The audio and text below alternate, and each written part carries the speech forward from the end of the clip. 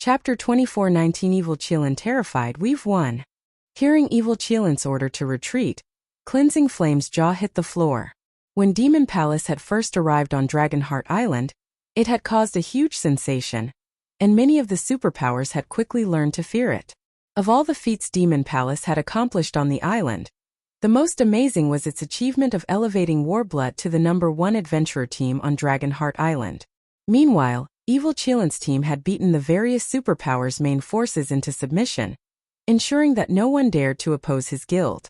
Aside from a few super guilds' main forces, not a soul on Dragonheart Island could contend with Evil Qilin's team. When Cleansing Flame had learned that Demon Palace had sent Evil Qilin's team to hunt down her commander, she had nearly fallen to despair. Heaven's Blade had the power, more or less, to resist Warblood, but against Demon Palace, it would be utterly helpless. And yet, not only could Shurfeng contend with the main force from one of Demon Palace's trump card legions, but he had also defeated that team. It was unbelievable. Although Dragonheart Island's top 3 experts could defeat Evil Qilin's team, they'd have to rely on guerrilla warfare in the fields to pick off the team members. Defeating the team head-on was practically impossible. Evil Qilin, Dark Scorpion and Twilight Dawn were no ordinary experts.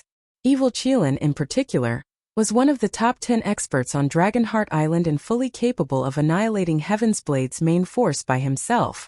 Meanwhile, Demon Palace's members felt bitter about their commander's order to flee. Normally, they were the ones that terrified their opponents, but Shurfeng had single-handedly forced them to run with their tails tucked between their legs. If they told this story to the people waiting outside the tunnel, those players would assume they were joking. This situation was simply impossible. They were all extremely strong, and 16 of their 50 members were Tier 3 experts. Moreover, 2 of them ranked among the top 20 of Dragonheart Island's experts. Twilight Dawn might not rank among the top 20, but she definitely ranked among the top 30. Not even super guilds could afford to dispatch such a powerful team without limiting its operations. Even if a super guild sent such a team against them, they wouldn't suffer such a devastating loss.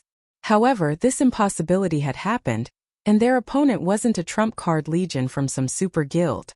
They merely faced a pseudo-superpower. And to make matters worse, Zero Wings guild leader, Shurfeng, had defeated them without help. If word of this spread, Demon Palace's reputation on Dragonheart Island would be ruined. But despite their bitterness, Demon Palace's members didn't hesitate to follow Evil Qilin's orders. They immediately scattered and fled, ignoring Shurfeng's doppelgangers. Their retreat was so decisive that even Shurfeng was stunned by their abrupt response. He wouldn't have been surprised if ordinary players were fleeing from him, but such a retreat was humiliating for experts like those from Demon Palace. The stronger an expert was, the more prideful they'd be. Many experts would be more willing to die standing, rather than live on their knees. Furthermore, they'd only die once. With the support of a powerful guild like Demon Palace, recovering that level would be a piece of cake. What Shurfeng didn't know was that Demon Palace wasn't like other superpowers. The guild hailed from the demonic hell world, where competition was far more intense than anywhere on the main continent. Losing a level and a piece of equipment could result in losing their positions as upper echelons in the guild. Why? Because opportunities were so hard to come by. Only with high levels and great strength could one find fortuitous opportunities, especially when one was a frontline expert. Losing their chance to reach greater heights because of a single death was entirely possible. The various superpowers generally had a cold, realistic attitude regarding their expert members. If players could rank at the top in a superpower, they'd receive more resources than their weaker comrades, but if they fell from that rank, they'd lose some of those resources and benefits. Unless it was an order from the guild, Demon Palace's members wouldn't sacrifice themselves for their own pride. Demon Palace had no qualms about abandoning its peak experts without a second thought, with the exception of domain realm experts. Given enough time, talent, and resources, the guild could nurture more void realm experts. Reaching the domain realm, on the other hand, required more than just those 3 factors. Luck was also necessary. Otherwise, the various superpowers wouldn't shower domain realm experts with such respect, going so far as to offer them positions as Grand Elders without hesitation. Shurfeng didn't bother to chase after Demon Palace's fleeing members after recovering from his shock. He simply stood there and watched them run. Are we just letting them go, guild leader? Shadow Sword asked after finishing White Rainbow off. As far as he was concerned, it was only natural to annihilate Demon Palace's team and teach them about Zero Wing's strength since the team had dared to ambush them. We've already obtained the key. We don't have the time to waste on them, Shifeng said nonchalantly. He then turned to unlock the steel gate. Shifeng's goal wasn't to annihilate Demon Palace's members. It was to save Heaven's Blade's commander as quickly as possible. He was satisfied enough with teaching Demon Palace a lesson and letting Shadow Sword and the others get some training in. There was no reason to engage Demon Palace in a meaningless battle. Besides, even with his doppelgangers, hunting down every one of Demon Palace's fleeing members would take a very long time. By the time he finished, Warblood or 13 Thrones would have reached Zwei. He'd only lose his chance to acquire one of the Tree of Life's main branches. He wouldn't let a small skirmish with Demon Palace ruin his plans. Shifeng's decision reminded Shadow Sword and his companions that they were here to save people, and they followed Shifeng into the inner corridor. After putting some distance between them and that monster of a swordsman, Demon Palace's members realized that Shifeng's party hadn't chased after them, and they breathed a sigh of relief. They all knew that if Shifeng intended to chase after them with his doppelgangers, very few of them would make it out of the tunnel alive. Damn it! Black Flame is ignoring us. Twilight Dawn cursed and slammed her fist into the wall beside her when she realized that no one had run after them, her expression shifting through a series of complex emotions. While she was glad that they hadn't lost a level, they were the creme de la creme of Demon Palace's third trump card Legion, and Shifeng obviously considered them negligible, too lazy to bother hunting them down. It was humiliating. He's not coming after us? Evil Qilin frowned deeply when he saw the steel gate at the end of the tunnel disappear. It seems we have severely underestimated Zero Wing. We need to leave and meet with the Vice Guild leader. Read latest chapters at Wuxia World. If Shifeng had continued after them, he would have at most acknowledged that Shifeng was very strong, but since the swordsman ignored them, he couldn't help the terror he felt. Since the very beginning, Shifeng hadn't considered them equals. He didn't even consider them a threat to Zero Wing. Thus it didn't matter if they escaped or died. Neither outcome would affect Shifeng's guild. As for the idea that Shifeng had let them go out of respect, that was a joke. Shifeng had killed Dark Scorpion and more than half of their team's Tier 3 experts. How could that be interpreted as respect? Twilight Dawn nodded reluctantly and started to organize the team to head back to the tunnel entrance. 10 minutes into their return trip, Evil Qilin's team encountered a small army of several hundred players. The team leader was none other than Yuluo, who had temporarily allied with 2 other superpowers. Chapter 24-20 Powerful Backer? There's a team ahead of us. Team leader Yuluo, a level 102, Tier 2 Ranger reported when he noticed blurry figures in the dimly lit passage about 400 yards ahead. As one ventured closer to the inner corridor, they'd have less visibility.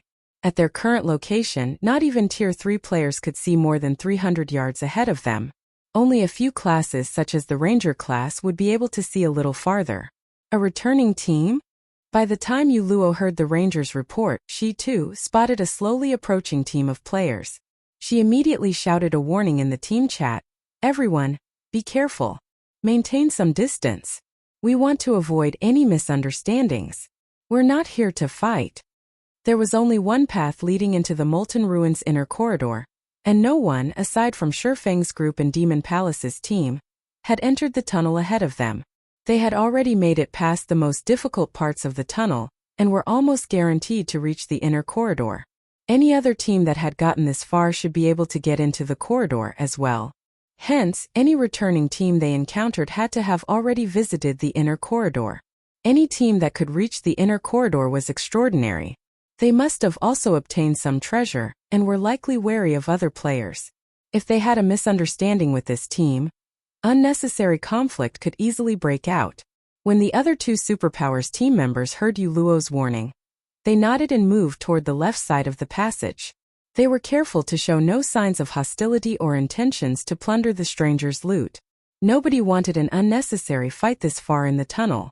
A large number of treasures and opportunities waited for them in the inner corridor, which was even more dangerous than the Molten Ruin's outer region. Conserving as much strength as possible would be best. However, as the two teams grew closer to each other, Yuluo and the others revealed shock and confusion, getting a better look at the team leaving the tunnel. They were quite familiar with the returning team's members. Demon Palace. Practically every power had been afraid when they had seen Demon Palace's team enter the tunnel. Even Yuluo had rushed to band together with other superpowers because of their presence. And now, Demon Palace's members were returning to the ruins' outer area. Moreover, they were all in a miserable state, and more than half of the team's Tier 3 players were missing. How is this possible? Why are they returning? Did something prevent them from completing their mission? The various superpowers members stared at evil Qilin and his comrades in astonishment as their anxiety spiked. They knew how strong evil Qilin's team was, with a total of 16 Tier 3 experts. Evil Qilin was even one of the top 10 experts on Dragonheart Island. Overall, the man's team was even stronger than theirs, which included players from 3 superpowers. However, evil Qilin's team was retreating with severe losses.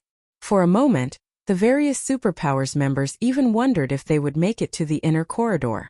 The 2 superpowers team leaders glanced at Yuluo, questions and doubt flashing in their eyes. She had assured them that once they reached this point, they would have cleared the passage. They shouldn't encounter any challenges from this point on and would be able to enter the inner corridor to search for treasure and opportunity. Has the latter half of the tunnel's difficulty changed? The situation confused Yuluo as well. Based on the information from her commander, the latter half of the passage should only have a few monsters and a guardian boss.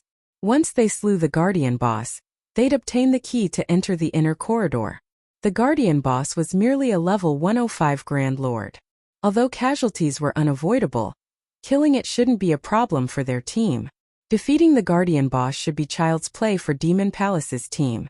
What could have happened to them to leave them in such a pitiful state? While everyone was confused, evil Qilin had noticed Yuluo. Suddenly, a frightening aura washed over her team, and Demon Palace's remaining Tier 3 experts glared at Yuluo. An intense pressure bore down on everyone in the tunnel. Excellent. You Heaven's Blade members are quite impressive. Evil Qilin coldly hissed. I've truly underestimated you. I had never realized that you had such a backer. Demon Palace acknowledges this defeat, but don't you dare think that they can protect you for long. We'll see who gets the last laugh. With that comment, evil Qilin brushed past Yuluo's team. The rest of Demon Palace's members followed, glaring at Yuluo and her companions from Heaven's Blade. Once Demon Palace's members were out of sight, the 2 superpowers members turned to Yuluo curious. Evil Qilin hadn't said much, but what he had said was shocking. None of them had thought that Heaven's Blade had support from an entity that could defeat Demon Palace's members so grievously that they had to retreat. If news of this spread, it would cause a sensation across Dragonheart Island. Not even the various superpowers dared to offend Demon Palace, yet Heaven's Blade's backer was capable of contending with the guild's experts. This proved that Heaven's Blade had the support of a horrifying entity. How could you hide this from us, team leader Yuluo? I hadn't thought that Heaven's Blade had hidden so much strength. It's no wonder how Commander Zvi was able to reach the inner corridor, while the rest of us could only stare at the tunnel's entrance. Your people must be amazing to make Demon Palace's members suffer like that. Would you introduce us to this backer of yours? Even a little information will be satisfactory. We might have an opportunity to cooperate again in the future. The team leaders from the 2 superpowers amicably approached Yuluo, asking questions. They spoke as if they were addressing a family member. They were both eager to know more about the power that was powerful enough to contend with Demon Palace. They also wanted to avoid accidentally offending this power. If this power had beaten Demon Palace's team so badly, they'd meet an even more miserable end if they offended it. I'm not sure what he's talking about, Yuluo replied, confused. She had never heard of Heaven's Blade working with a power that was a match for Demon Palace on Dragonheart Island. Both team leaders glanced at Yuluo skeptical. An act. This was clearly an act. Evil Qilin, one of Demon Palace's elders, had clearly stated that his team had encountered Heaven's Blade's backer, and as one of the adventurer team's Tier 3 experts and chief healer, there was no way Yuluo didn't know who it was. It's true. I don't know what he was talking about. Yuluo insisted when she saw the two team leaders' dubious looks. If Heaven's Blade had the support of such a powerful entity, why would she go to so much trouble to save her commander? The team leaders said nothing more to Yuluo's denial, but they ordered one of their subordinates to log out of the game and notify their superiors. The message was simple. Demon Palace has encountered a mysterious power in the Molten Ruin that had defeated them and forced them to flee. Meanwhile, this mysterious power supported Heaven's Blade. They also suggested that their superiors launch a thorough investigation on this mysterious power as soon as possible. While the subordinates related the message, Heaven's Blade's members racked their minds to figure out when their adventurer team had allied with such an amazing power. As for the possibility of evil Qilin lying to them, read latest chapters at Wuxia World. That was impossible. Evil Qilin had no reason to lie. Unless evil Qilin was suicidal, he wouldn't broadcast his defeat and tarnish Demon Palace's reputation and prestige. Could it be 13 Thrones doing? After pondering the matter, the only super guild Yuluo could think of that had any relationship with Heaven's Blade was 13 Thrones. That would explain Demon Palace's injuries, but considering the situation further, something felt amiss to her. I should notify the commander. She should know something about this. Yuluo sent one of her assassins to log out of the game and notify their commander. Demon Palace's retreat, after all, was wonderful news for their adventurer team. Chapter 24-21 Monster Level Genius Molten Ruin Inner Corridor. After venturing further into the inner corridor, Zwei and her team reached an altar hall the size of a football field. Because of the various traps and monsters they had encountered, less than 30 players remained on the team. Of the 8 Tier 3 players the team had started with, only 6 remained. Their losses had been considerable. Commander, those monsters seem afraid to enter the hall, a Tier 3 berserker mentioned when he realized that the mechanical golems pacing in the corridor refused to follow them. Breathing a sigh of relief, he continued, "That was close. I almost thought we wouldn't make it." To escape Warblood's pursuit, they had run through the inner corridor. They desperately fought the entire time, unable to relax their guard. Doing so had exhausted their stamina and concentration. If they had to continue at that pace for another half an hour, Warblood wouldn't have needed to attack. They would have died as soon as the mechanical golems caught up. Now that they had made it to a room where the mechanical golems wouldn't follow, they could finally catch a breather. This might be one of the inner corridor's safe zones. Take this chance to rest up, everyone. Zwei, the female guardian knight wearing a silver knight's helmet and a black-white suit of armor, said as she glanced around the hall. Assassins and rangers, check this room for traps. As always, Zwei's voice sounded gentle and sacred. It was impossible to detect her fatigue. It earned even more respect from her team members. Zwei was the team's lead MT, and as such she had been fighting for hours. She had even borne the burden of tanking 2 Grand Lords. She should have expended more stamina and concentration than any of her teammates, yet she seemed perfectly fine. The team's assassins and rangers did as they were told and began to inspect the hall for traps. Meanwhile, the rest of the team sat and pulled potions from their bags, using the opportunity to restore some of their lost stamina and concentration. What should we do now, Commander? Warblood's members are likely getting close, but if we move deeper into the ruin, we'll likely encounter a challenge we can't overcome. A Tier 3 female elementalist worriedly asked as she examined her system map. Although they had found a safe zone, it wouldn't protect them from Warblood's team. It was only a matter of time before Warblood caught up to them. Furthermore, they should be very close to the central corridor according to the system map. The monsters in that area were all level 110 or higher, and were too strong for players of their levels to defeat. If they died, not only would they lose all of the Tree of Life's branches they had acquired, but they'd also lose levels and equipment. If we are doomed, we might as well charge into the central corridor and meet our deaths. I refuse to let Warblood take advantage of us, Prison Tiger, the Tier 3 berserker, declared. He had already thought the matter through. It did not matter whether their team ran into Warblood's members or rushed headlong into the ruin's heart. Both meant their annihilation. If they were going to die either way, they might as well ensure that Warblood waste their time and energy. The rest of the team members nodded their agreement. They had thought that the Tree of Life's branches would help their adventurer team's development skyrocket, But Warblood had pushed them to the brink of annihilation. They absolutely couldn't allow Warblood to benefit from their destruction. I'm afraid that isn't for you to decide. Shortly after the Tier 3 Berserker's proclamation, a deep, powerful voice echoed throughout the hall. Who is it? Prison Tiger snarled in surprise. Everyone spun toward the speaker, only to find no one there. Confused them. 2 seconds later, however, space blurred, and several translucent figures appeared. The figures solidified after another 3 seconds, revealing more than 30 players at the end of the hall, and every one of them radiated the aura of Tier 3 players. Blood Oath. Prison Tiger's expression turned grim when he saw who the man leading the group of new arrivals. He hadn't expected Warblood's team to catch up to them so quickly. That's right. You guys really know how to run.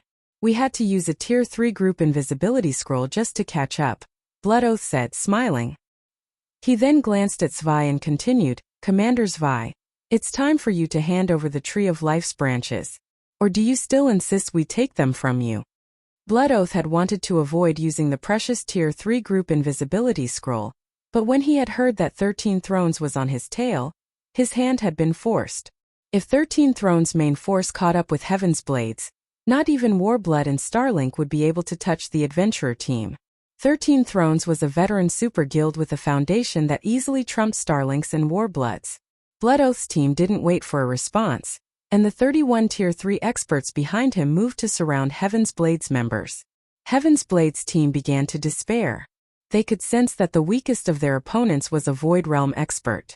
Furthermore, Starlink's 4 Shadow Demons had joined Warblood on this hunt. The 4 Shadow Demons were particularly famous in the virtual gaming world. Any virtual gaming expert knew of them.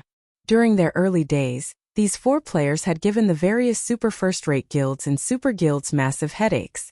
Not only did those 4 players have Starlink's full support in God's domain, but they had also reached Tier 3.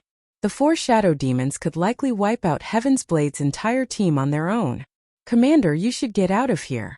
Tiger and I will hold them back. They won't be able to get to you once you're in the central corridor, the Tier 3 Elementalist advised Zwei. The Elementalist recognized that Heaven's Blade's team stood no chance against Warblood's experts. Rather than involve Zwei in this meaningless battle, she'd be better off if she fled into the central corridor by herself while the rest of the team bought her time. Without needing to worry about her teammates, Zwei would have an easier time reaching the central corridor as well. I've already told you that isn't up to you. Blood Oath spat. He then turned toward the 4 Shadow Demons and politely requested, I'll have to trouble you 4. Leave it to us. After all, it's why the guild leader sent us, Sword Demon agreed, nodding. He and the 3 other Shadow Demons then approached Heaven's Blade's commander. We've heard plenty about you, Commander Zwei. Although we'd like a proper battle with you, we're burdened with responsibility. I'm afraid you'll have to take offense. The 3 other Shadow Demons then moved to surround Zwei. They were so fast that Heaven's Blade's other members didn't have time to react. Come. I've waited for the chance to learn from you 4. Zwei shouted back. Her helmet hid her expression, but based on her calm tone, everyone knew she wasn't afraid in the least. On the contrary, she burned with fighting spirit. With her bold declaration, an immense amount of mana burst from her body, so dense that a white mist began to manifest around her. She radiated a powerful sacred aura, which felt as if a god had descended to the mortal plane. Amazing! As expected of the player to single-handedly lead Heaven's Blade in becoming one of Dragonheart Island's top 10 adventurer teams. I admire you for reaching that realm at such a young age. Sword Demon praised Zwei, shocked by her performance. Everyone believed that Zwei had only reached the initial stages of the domain realm, and still had a long way ahead of her. Read latest chapters at Wuxia World. You, however, Sword Demon could tell that wasn't the case. Zwei had progressed quite far into the domain realm. Even he had only managed the feat in his old age. As the 2 teams were about to engage, a loud commotion broke out outside the hall.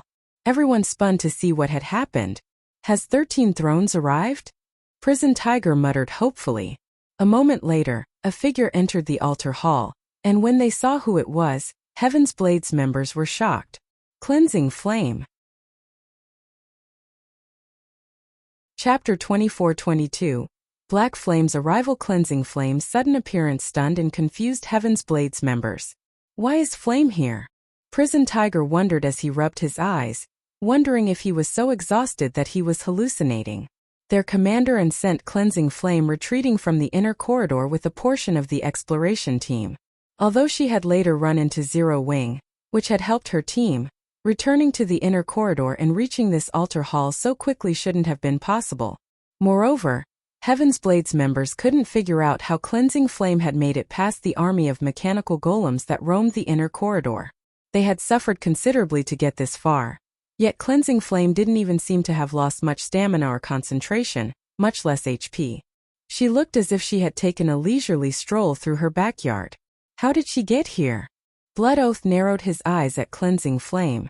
The corridor was littered with mechanical golems, and many of them were great lords. There were also several Grand Lord-ranked mechanical golems outside the hall. Not even his team would have made it to the altar hall safely without using a Tier 3 group invisibility scroll. And yet, despite being a Tier 2 player, Cleansing Flame had entered the hall without taking any obvious damage. It was also obvious that she hadn't used an invisibility scroll. It was astonishing. While everyone stared at her, Cleansing Flame ignored Warblood's team and addressed Zwei. "Commander, reinforcements have arrived," Cleansing Flame excitedly announced, her voice resonating throughout the hall. "We're saved. Reinforcements. This is great. We can finally leave this godforsaken place." Heaven's Blade's members released a held breath, joy, excitement, and relief washing over them. The constant fighting and hiding had tormented their mental states, and they had been incredibly depressed when they thought about how Heaven's Blade might fall from their position as one of Dragonheart Island's top 10 adventurer teams once they were annihilated. How could they hold themselves back from celebrating now that reinforcements had arrived to save them? Even if without the main branch, Heaven's Blade's strength could reach a new level with the Tree of Life side branches. Reinforcements. In contrast, Blood Oath was clearly unhappy about Cleansing Flame's announcement. How did 13 Thrones members get here so quickly? He knew that 13 Thrones was trying to rescue Heaven's Blade since the Super Guild's representative had contacted him, asking him to give up on his hunt for Zwei.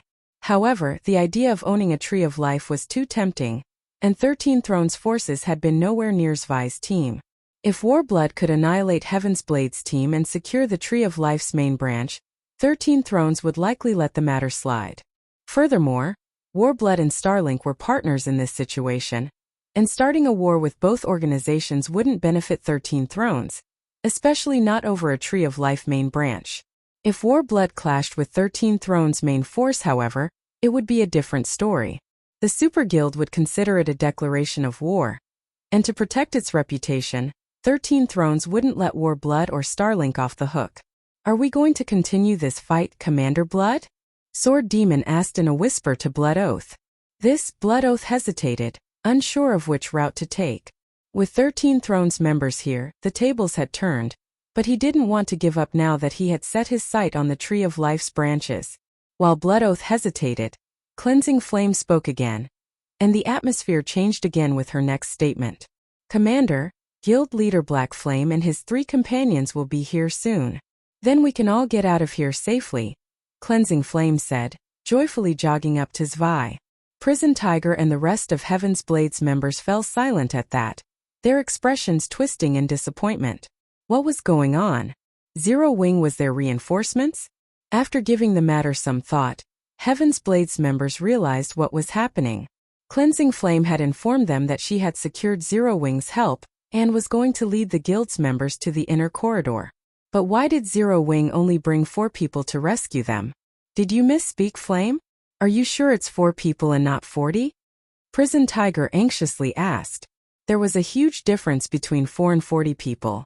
"No, I said what I meant for people," Cleansing Flame confirmed, shaking her head. The statement rendered Heaven's Blade's members speechless.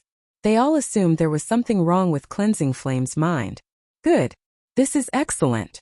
You actually dare to play us for fools." Blood Oath gave Cleansing Flame a painfully cold look. "Do you really think you can just leave because Zero Wing is here?" His team had seen his earlier hesitation, but he had only paused because he had thought 13 Thrones' team had arrived. But now he learned that Zero Wing's members had come, not 13 thrones. To make matters worse, only 4 of Zero Wings members were coming to rescue Heaven's Blade. If everyone thought he had shrunk back in fear of 4 Zero Wing members, he'd be humiliated. Blood Oath wasn't the only one enraged. Every War Blood and Starlink member in the hall was furious. A Tier 2 player like Cleansing Flame had played them all for fools. "You've doomed us, Flame," Prison Tiger said, smiling bitterly when he noticed War Blood and Starlink's members burn with rage and fighting spirit. Cleansing Flame might have fooled Blood Oath and his companions, but her actions had only added fuel to the fire. Even if Zero Wings members could help them, they'd likely have an even more difficult time dealing with their enemies now. "Relax, Big Brother Tiger. We're safe now," Cleansing Flame confidently replied, smiling at Prison Tiger's gloomy expression. Safe? Prison Tiger was at a loss for words. War Blood and Starlink had arrived with a team of 32 players, and every one of them had already reached Tier 3. How could they possibly be safe against such a force? "Kill them. Leave none alive." Blood Oath snarled, his expression darkening when he saw the smile on Cleansing Flame's face. War Blood and Starlink's experts moved in on Heaven's Blade's members, rage burning in their eyes. They wanted nothing more than to tear Heaven's Blade's team to shreds. Boom! Suddenly, before War Blood and Starlink's team could act, a deafening blast echoed throughout the hall. A gigantic figure 8 meters tall then flew into the hall. The figure was made of steel and wielded a great sword. It was a guardian soldier, a Grand Lord-ranked mechanical golem. The guardian soldier crashed into one of the hall's stone pillars, shattering it. Upon close inspection, one would notice the deep slice in the golem's body, which nearly split the Grand Lord in two. A guardian soldier? Read latest chapters at Wuxia World. Who did this? Everyone in the hall was familiar with how powerful the guardian soldier was. Even Tier 3 MTs struggled to tank the level 107 Grand Lord's normal attacks. And yet, a sword strike had sent it flying. Before everyone could react, another deafening boom reached them from the inner corridor. This time, several Great Lord-ranked mechanical golems were thrown into the hall. As clouds of dust filled the corridor, the players in the hall felt as if some monster lurked within. Moreover, this monster was approaching the altar hall. Everyone suddenly felt a cold chill crawl down their spines as they watched the hall's exit, overwhelmed with anxiety. As the dust settled, cloaked players walked toward the hall. Blood Oath and the others were quite familiar with the figure in the lead, instantly recognizing him, Sword King Black Flame. Chapter 24-23 Black Flames Might. The appearance of Shurfeng's group of 4 instantly made both sides freeze. At this moment, let alone Warbloods and Starlink's members, even Heaven's Blade's members had their mouths hanging. After all, this scene was simply too shocking. Everyone present was well aware of how powerful the inner corridor's golem army was. Both teams had suffered severe losses due to these golems. Anyone who tried to force their way through the golem army would suffer losses several times higher than if they employed crafty methods like using a Tier 3 group invisibility scroll. However, Shurfeng's group of 4 had not only brute-forced its way through the golem army, but also sent so many golems flying into the altar hall. This was simply unbelievable. Black Flame. An indescribably dark expression appeared on Blood Oath's face when he saw Shurfeng, the words he spoke sounding as if they had come from the pits of hell. At this point, Blood Oath's hatred for Shurfeng was immeasurable. After Shurfeng killed him in the Dragon Phoenix Pavilion's residence, his prestige in Warblood had gone up in smoke. If not for his abilities and strength being sufficiently strong and the shares he held in Warblood, he most likely would have had difficulty remaining Warblood's commander. After all, unlike ordinary adventurer teams, Warblood had backing from major corporations. Hence, he wasn't the only decision-maker in the organization. Aside from Blood Oath, Starlink's 4 shadow demons were also glaring at Shurfeng, belligerence written across their faces. All thoughts of fighting Zwei had vanished. Now only Shurfeng existed in their eyes. "I never thought that we would actually meet this brat here," Sword Demon said, a hint of excitement appearing on his face. "Ever since I got promoted to Tier 3, I've been itching to repay the humiliation he gave me. Wind Mad and Heart, you 3 get ready as well." This was not the first time Sword Demon had seen Shurfeng displaying absurdly high basic attributes. Hence, He was not particularly surprised that Shifeng had made it all the way here with just a group of 4. On the contrary, his fighting spirit soared even higher. After all, ever since he got promoted to Tier 3, his strength had undergone a heaven-defying transformation. If Shifeng had not improved as much as he had after getting promoted to Tier 3, then he would have been disappointed. You can count on us. Originally, I thought we wouldn't get an opportunity to exact revenge on him. Now that he's here, things could not be better. Wind Demon replied eagerly. After reaching Tier 3, the system restrictions on their bodies had been thoroughly lifted, which allowed them to control their bodies with much greater precision. In addition, the 4 of them had also learned a battle array. Shifeng was undoubtedly the best target for them to test their new strength. Sword Demon, don't take this opportunity from me. He must die at my hands. Blood Oath warned coldly when he saw the 4 shadow demons preparing to take action. He could regain his lost reputation and prestige only by killing Shifeng with his own 2 hands. Commander Blood, I'm afraid we cannot do that, Sword Demon said, frowning as he rejected Blood Oath's warning. His desire to kill Shifeng was not the slightest bit weaker than Blood Oath's. How could he possibly agree to leave Shifeng to Blood Oath? Meanwhile, upon seeing this scene, Heaven's Blades members were stupefied. Crap! Just how much aggro has Black Flame built up with them? Prison Tiger blurted out when he saw Blood Oath and Sword Demon wrangling over who would kill Shifeng. Originally, Warblood and Starlink had partnered to target Heaven's Blade. However, the moment Shifeng appeared, they fell out with each other and completely forgot about Heaven's Blade. However, before Blood Oath and Sword Demon could settle their dispute, the Guardian Soldier that had clambered out of the remains of the stone pillar charged at Shifeng without hesitation. At this moment, dark green runes appeared all over the Guardian Soldier's steel body, and the ambient mana flowed toward it rapidly. Its aura continuously intensified, and the cut on its body healed instantly. Oh no! The Guardian Soldier has gone berserk! Prison Tiger exclaimed, his complexion paling when he saw the Guardian Soldier's transformation. Although the Guardian Soldier was only a level 107 Grand Lord, when it went berserk, its strength rivaled that of mythic monsters of the same level. Even Zwei would not dare tank it in such a state. To current superpowers, level 100 plus mythic monsters were still incredibly dangerous existences, killing even Tier 3 MTs in just 2 or 3 hits. Without special means, even the various superpowers' main forces would have to avoid fighting level 100 plus mythic monsters. Hence, the Guardian Soldier was no trivial opponent now that it had gone berserk. When Heaven's Blades team came across berserk Guardian Soldiers before, they could only resort to Tier 4 magic scrolls to restrict the Grand Lords in order to escape. Unfortunately, they had already used up all their Tier 4 magic scrolls, so they were helpless against this berserk Guardian Soldier. At this moment, aside from Heaven's Blades members, Warbloods and Starlink's members also wore grim expressions on their faces. Although their team had previously defeated a berserk Guardian Soldier, they had paid a huge price. In the next moment, the berserk Guardian Soldier arrived before Shifeng, and immediately swung its greatsword down at the swordsman. As the greatsword covered in emerald runes descended, it tore through space and left a pitch-black trail. It's over. Prison Tiger's heart sank when he saw the Guardian Soldier targeting Shifeng's group. From the fact that Shifeng's group of 4 had managed to arrive at this hall, Prison Tiger could tell that they possessed extraordinary strength. These 4 Zero-Wing members might not be able to save Heaven's Blades team, but they would be of some help in the fight against Warblood and Starlink. Heaven's Blades team might manage to flee again. However, if the Guardian Soldier were to kill Shifeng's group of 4 now, then Heaven's Blades team would definitely be doomed. Just as Prison Tiger and the others were about to shut their eyes and avoid watching the inevitable, Shifeng suddenly unsheathed Killing Ray and held the sacred sword horizontally overhead. He showed no intention of dodging the Guardian Soldier's full power slash at all.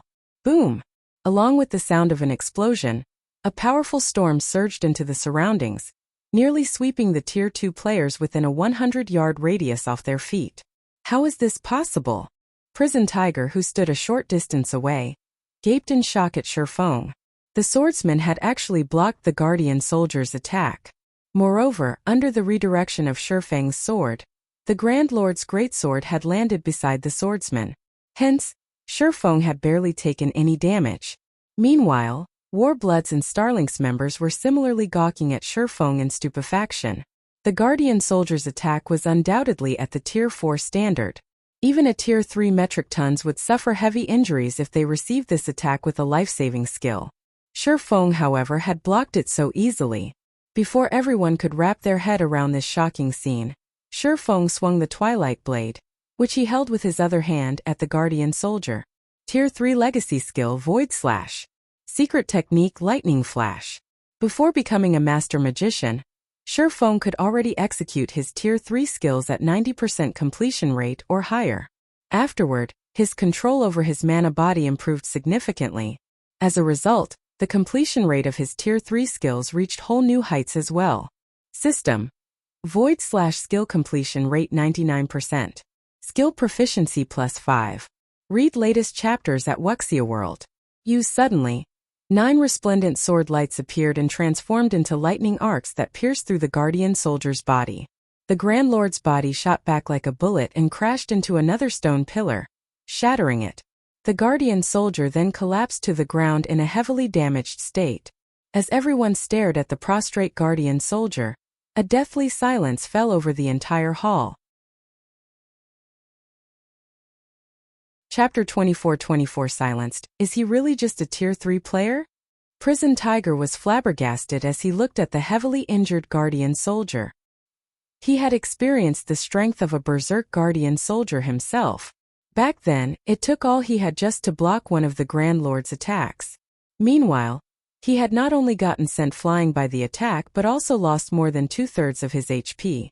If not for his commander's timely use of a Tier 4 magic scroll to bind the Guardian Soldier's movements, he wouldn't be standing here right now. Shurfeng, however, had actually forcefully stopped the Berserk Guardian Soldier's attack despite being a Tier 3 Sword King. Following that, he had heavily injured the Grand Lord with just one strike. His strength attribute was frighteningly high. At this moment, aside from Heaven's Blade's members, even Warbloods and Starlink's members, who had planned to target Shurfeng, were stunned by this scene, their mouths hanging wide open as they gawked at the prostrate Guardian Soldier. Damn it! How did he become so strong? Blood Oath's expression turned indescribably heavy as he gazed at Shurfeng, his anger and fighting spirit fizzling out. Previously, their team had managed to kill a Berserk Guardian Soldier, only after using 3 Tier 4 magic scrolls and sacrificing 7 Tier 3 players.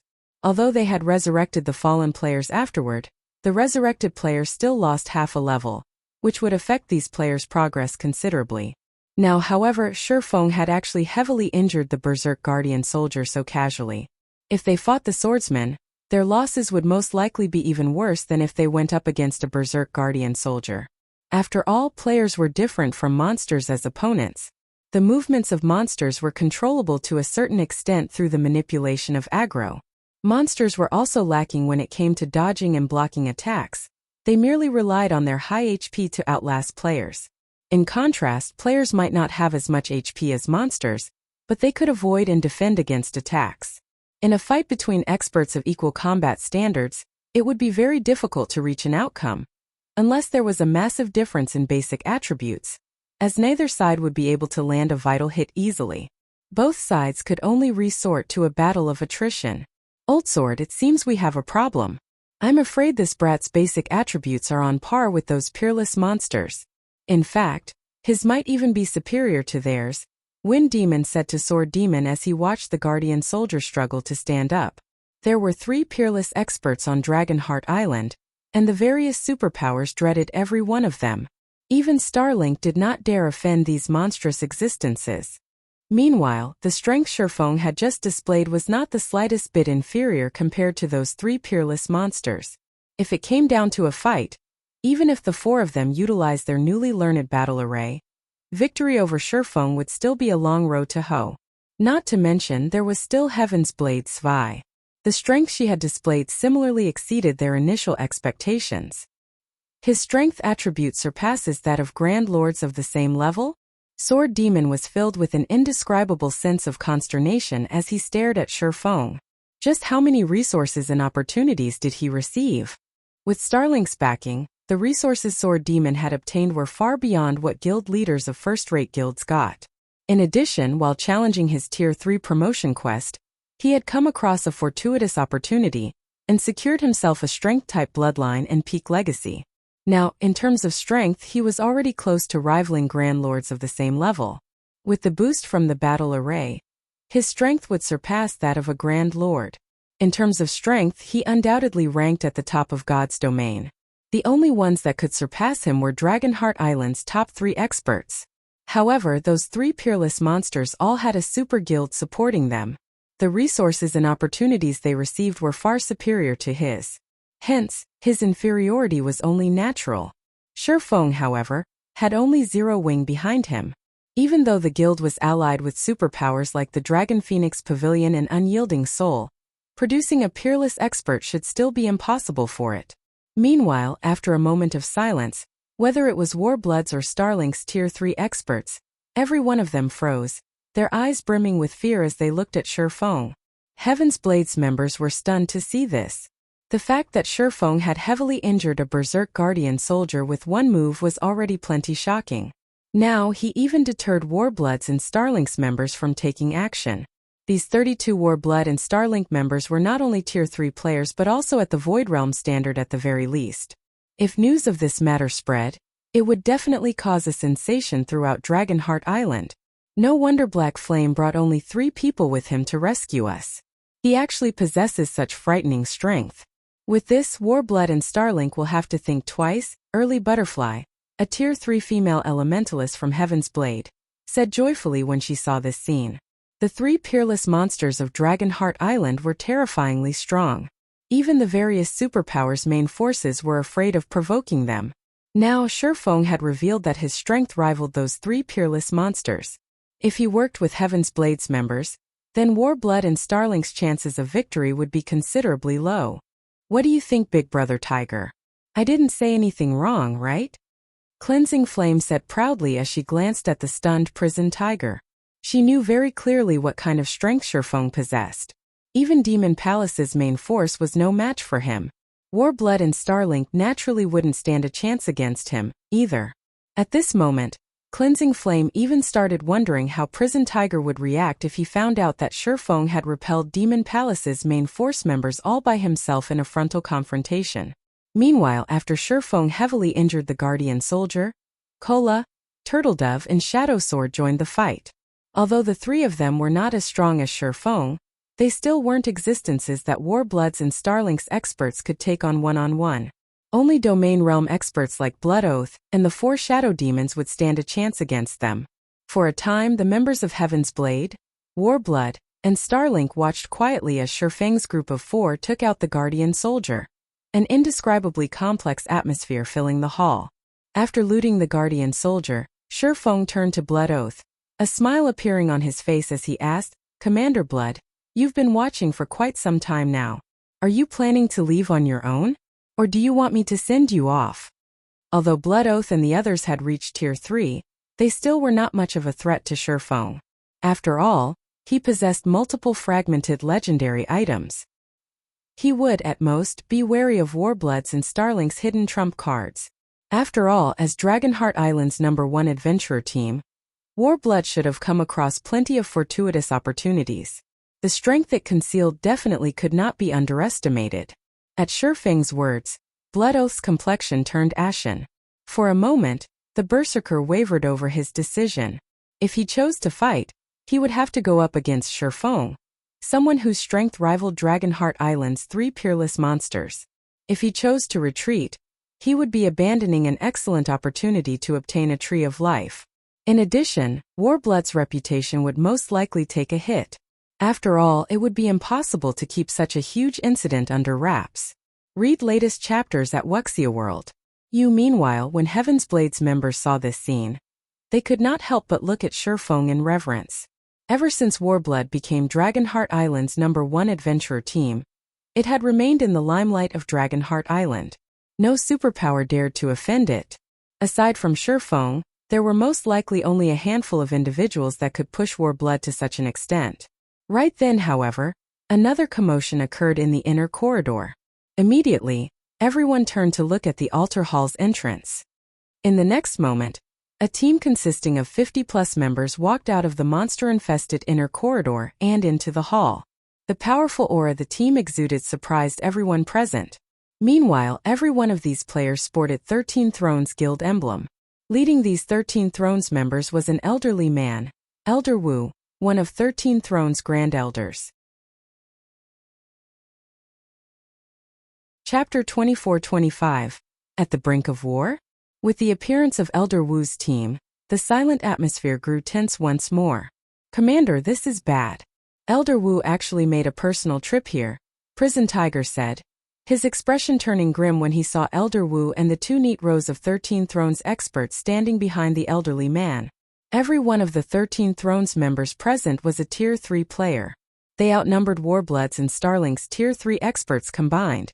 A clear display of a super guild strength. Meanwhile, Elder Wu was someone every power operating on Dragonheart Island knew about.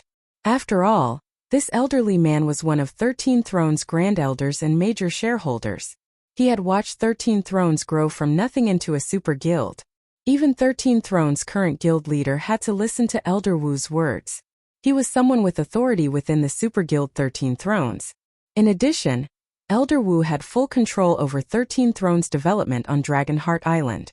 Even 13 Thrones guild leader could not casually interfere in the guild's development here. To save itself, Heaven's Blade had had no choice but to make a transaction with 13 Thrones.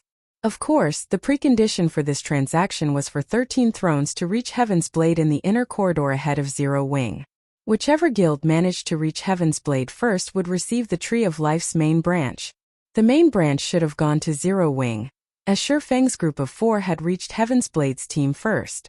However, with 13 Thrones Elder Wu having personally made the trip to rescue Heaven's Blade's team, the situation was now much more complicated. It doesn't matter who they sent. A deal is a deal, Zwei said calmly. She remained utterly unfazed by the appearance of Elder Wu and 13 Thrones experts.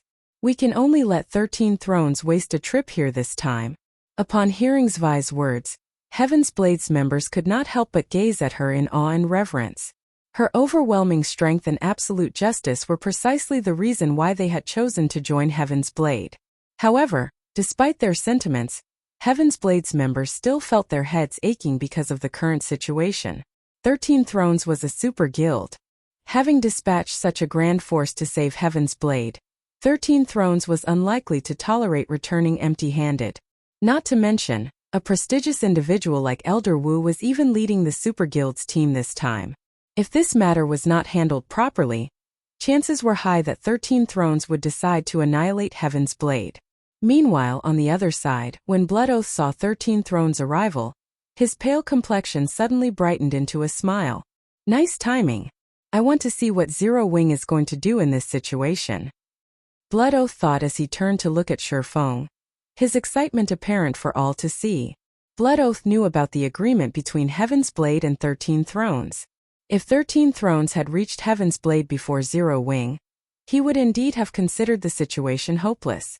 After all, Warblood and Starling's joint team stood no chance against the 50-plus Tier 3 experts 13 Thrones had dispatched. Moreover, Elder Wu's left and right hands were also on this team.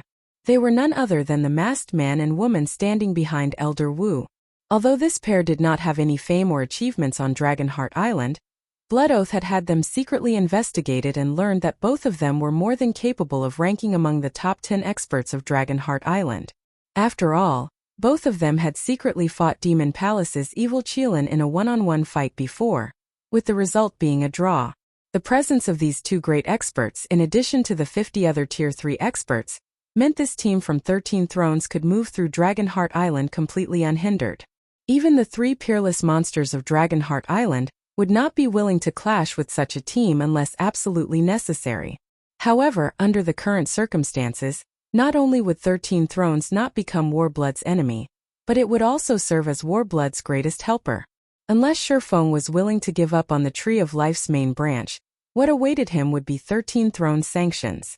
At that time, Blood Oath would not mind lending a hand to 13 Thrones. During the time Heaven's Blade and Warblood were pondering over this matter, Elder Wu got a clear look at the situation inside the altar hall. Zero Wing arrived first? Elder Wu's complexion turned slightly ugly when he saw Shifeng. The peak experts present were able to detect Elder Wu's change in complexion instantly. After all, the physique of Tier 3 players was incredibly powerful, allowing peak experts and above to perceive even the smallest changes in a person's expressions. Immediately, the atmosphere in the hall chilled. So they're planning to fight? Prison Tiger's head ached when he sensed the change in the atmosphere. He then glanced at Cleansing Flame, who stood beside him, and said quietly, "Flame, can you try persuading Black Flame? A wise man does not fight when the odds are against him. We stand no chance against 13 Thrones and Warbloods teams." Prison Tiger knew very clearly that with Zvi's personality, it was utterly impossible to dissuade her from a decision she had made.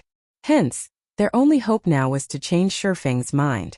If Shifeng was willing to give up on the Tree of Life's main branch, then they could avoid fighting a futile battle. However, if Shifeng was adamant in keeping the main branch, then a battle against 13 Thrones and Warblood would be inevitable. "You want me to persuade him?" Cleansing Flame revealed a bitter smile upon hearing Prison Tiger's words. "Big Brother Tiger, I'm afraid that will be very difficult." Through her journey with Shifeng, she had gotten a clear idea of the man's personality. Similar to Zvi, Shifeng would persist with his decisions regardless of the cost. Moreover, the decision to give up on the Tree of Life's main branch was for Zero Wing to make. An outsider like herself had no place in the decision-making process. As Heaven's Blades members racked their brains over this matter, Blood Oath and his team took the initiative to approach Elder Wu. "Greetings, Elder Wu. I am Blood Oath, Warblood's commander," Blood Oath said, smiling. "I've been looking forward to meeting you for a long time now.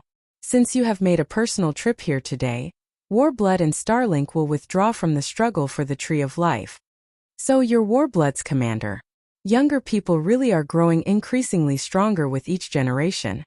Elder Wu nodded his head approvingly at Blood Oath's respectful attitude. "If Elder Wu requires Warblood's help, please feel free to say so. We will definitely assist you to the best of our abilities," Blood Oath offered, smiling.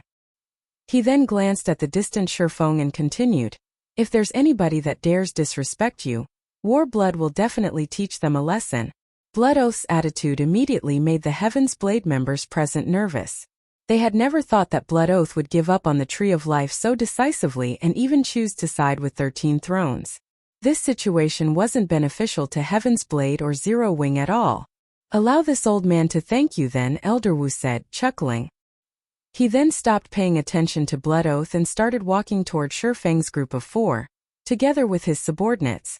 As Elder Wu's group approached Shifeng, the anxiety Heaven's Blades members felt ramped up. At the same time, the atmosphere also grew increasingly tenser. It felt as if a war would break out at any moment.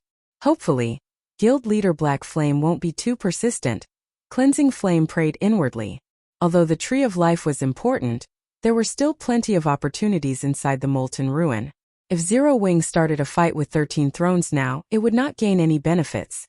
After all, 13 Thrones possess far greater strength on Dragonheart Island than Warblood and Starlink combined. Meanwhile, Blood Oath, who was watching this scene play out from a short distance away, wore a sneer on his face. Now, so long as Shifeng made one wrong decision, Zero Wing would face the full wrath of Warblood, Starlink, and 13 Thrones. Even if Shifeng chose to compromise today, Zero Wing would still lose the Tree of Life. Read latest chapters at Wuxia World. Regardless of Shifeng's decision, Zero Wing would not be gaining any benefits. During the time everyone was anticipating a fight breaking out, Elder Wu arrived before Shifeng and quietly observed the young swordsman for a short moment. "Guild leader Black Flame, we meet again. I have to congratulate you this time. You actually reached this place so quickly from the Molten Ruin's outer corridor. This old man really cannot help but admire you. If you have some spare time in the future, you should pay a visit to 13 Thrones residence. You remember Happy Art, right? That little girl has been pestering me to form a partnership with Zero Wing," Elder Wu said with a friendly smile, his behavior making it seem as if he had just met an old friend. Meanwhile, upon hearing Elder Wu's words, whether it was Warbloods or Heaven's Blades members, they could not help but gape at this scene, unable to wrap their heads around this situation. Chapter 24-26. He is a peerless monster. What's going on? Why is Elder Wu treating Black Flame so politely? Everyone in the hall stared at the old man in astonishment, unable to believe what was happening. Elder Wu was a great authority in 13 Thrones, which even the guild leader had to bow to. Moreover, he was one of the most influential figures on Dragonheart Island. What possible reason would he have to act so friendly with a pseudo-superpowers guild leader? What is going on? Is 13 Thrones giving up on the Tree of Life? Shock and confusion overcame Blood Oath as he watched Elder Wu. The Tree of Life was a treasure that could tempt any superpower. It was capable of producing water of life, after all, which was necessary for resurrecting NPCs. A Tree of Life nurtured from a main branch could also bear fruits of life, which could increase personal guard's growth potential. A source of such valuable items would be a significant boon to any superpower. Blood Oath had been clear about his offer to help 13 Thrones eliminate Zero Wing's few players for free, yet Elder Wu had decided to give up on this golden opportunity. It was utterly baffling. Warblood and Starlink's team wasn't the only one confused. Heaven's Blades members were just as astonished by the situation. What kind of person is he? Prison Tiger muttered as he gazed at Shifeng. Elder Wu was famed for using force to get what he wanted on Dragonheart Island. He never even showed the other superpowers guild leaders any respect. Furthermore, he had fought 2 superpowers over a treasure at sea. The incident had shocked everyone on the island. That treasure had only been an epic item, which wasn't even in the same league as a main branch from the Tree of Life. Prison Tiger had been certain that Elder Wu would move against Zero Wing, and Heaven's Blade wouldn't be able to do anything about it. 13 Thrones had never promised not to steal the branch from Zero Wing if the guild's team won it. If Elder Wu ordered an attack, he wouldn't be breaking any promises. But not only hadn't Elder Wu attacked Shifeng's 4-man party, rather, he had personally congratulated the swordsman. For a moment, Prison Tiger even wondered if Shifeng weren't actually Zero Wing's guild leader, but the leader of some super guild. In truth, Elder Wu's amicable greeting had even surprised Shifeng. He had never expected the old man to take such a friendly tone with him. After a moment of silence, Shifeng smiled and replied, "Elder Wu, your praise is too generous. If I have time, I will certainly pay 13 Thrones a visit. I believe there are many ways a partnership between our guilds could benefit us in God's domain." Based on Elder Wu's attitude, Shifeng realized that he wanted to form an alliance regarding the Tree of Life, which was wonderful news for Zero Wing. Not only was 13 Thrones a veteran super guild, but it also dominated a large section of the eastern continent. A partnership with 13 Thrones would greatly benefit Zero Wing's development. Moreover, nurturing a Tree of Life's main branch wasn't, by any means, easy. Doing so would require many precious resources. Even if Heaven's Blade kept its main branch, the adventurer team didn't have enough resources to grow it into a Tree of Life. In the end, it would only be a very expensive decoration. "It's a deal then." Little Art will be overjoyed to hear this, Elder Wu said, his smile becoming even more companionable with Shifeng's agreement. Of course, Zero Wing has always been open to working with 13 Thrones, Shifeng said, nodding. He wasn't joking about his interest in forming a mutually beneficial relationship with the Super Guild. 13 Thrones' territory on the eastern continent was one of flatlands and mountainous regions. Because of that, the Super Guild had access to all sorts of well-known ores, including materials required to produce level 100+ weapons and equipment. This was the very reason that 13 Thrones had enjoyed such an advantage in acquiring level 100+ weapons and equipment during his previous life. If Zero Wing could negotiate for a stable supply of materials from 13 Thrones, it could surpass other superpowers when it came to equipment production, and the guild wouldn't have to worry about a lack of materials due to limited territory. Zero Wing still relied on the public market and the secret pavilion's connections as its main source of materials, but neither source was reliable. The materials available on both markets depended on how willing the various powers were to sell their materials. If the various powers refused to sell, securing the materials Zero Wing needed would be considerably challenging. Because the drop rate for weapons and equipment decreased drastically after level 100, the materials necessary for producing such items had reached astronomical prices, and supply had been extremely limited during Shifeng's previous life. Most of the market's items had come from independent players, and there hadn't been enough to support a guild's development. This was also why first-rate guilds hadn't been able to outcompete superpowers after mainstream players had reached level 100. Meanwhile, everyone's jaws hung open as they watched Shifeng and Elder Wu's pleasant conversation. As experts, they could all determine a player's emotional state. If Elder Wu had only been performing for the sake of propriety, he was now truly treating Shifeng as a friend and speaking with the swordsman as an equal. Not even Blood Oath, Warblood's commander, qualified to receive such treatment. After conversing for a short while, Shifeng and Elder Wu parted ways. Keeping with his agreement with Heaven's Blade, Shifeng then guided the adventurer team's members out of the Molten Ruin. Black Flame. Blood Oath gnashed his teeth as he watched Shifeng leave the hall alongside Heaven's Blade's team, his rage spilling forth and causing the players around him to shudder.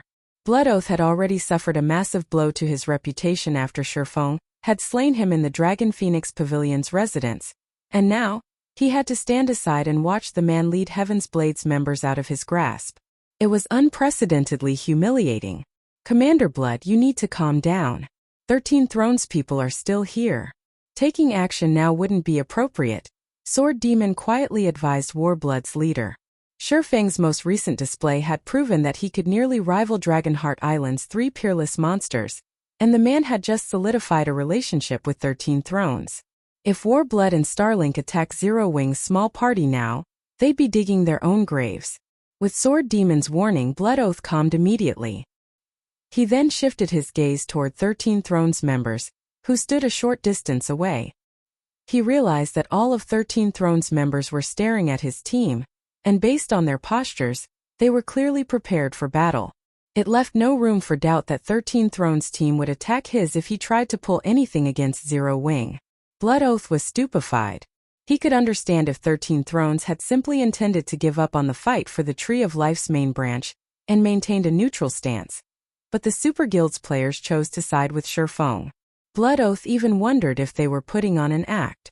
Since when had Zero Wing and 13 Thrones been so friendly with each other? Once Shifeng's group was out of sight from the altar hall, Blood Oath shifted his gaze toward Elder Wu. Read latest chapters at Wuxia World. What is the meaning of this, Elder Wu? Blood Oath boldly demanded. Even if you hadn't come for the Tree of Life, was it necessary to do this to us? Blood Oath knew that even if they combined their strength, Warblood and Starlink were no match for 13 Thrones. But that didn't mean that they couldn't stand up to a super guild. Normally, he would have shown 13 Thrones the respect it deserved and let the matter slide. However, he couldn't care less if he were being disrespectful to Elder Wu right now. Besides, 13 Thrones wouldn't start a war with Warblood and Starlink over a simple question.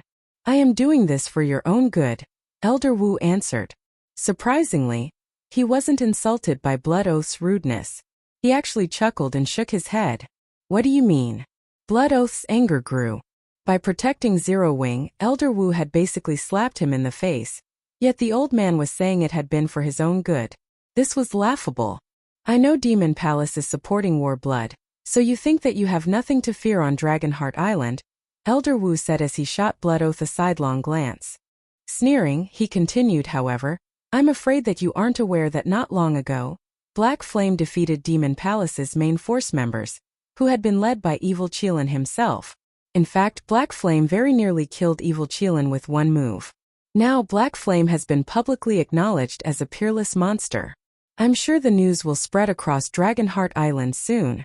Now that you know, do you still wish to pick a fight with that swordsman?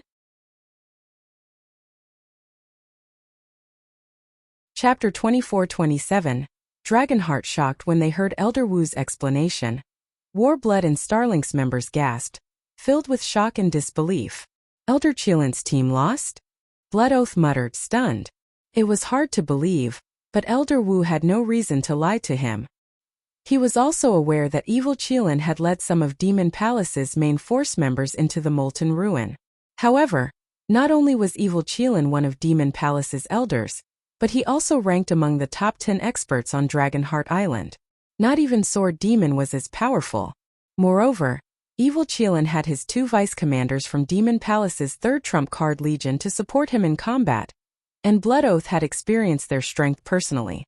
Both could even put up a good fight against Sword Demon. Although the rest of Evil Qilin's team was slightly weaker, They were all Tier 3 experts with the demonic Hellword's special legacy. Aside from Dragonheart Island's 3 Peerless Monsters teams, no power on the island should be able to defeat evil Qilin's team. And yet, Elder Wu had just informed them that Shifeng had done just that. Moreover, Shifeng had nearly instant killed evil Qilin. How could Blood Oath believe something so outlandish? I know you don't believe me, but I have the battle video of that encounter. You can take a look for yourself, Elder Wu said, smiling at Blood Oath's frozen expression.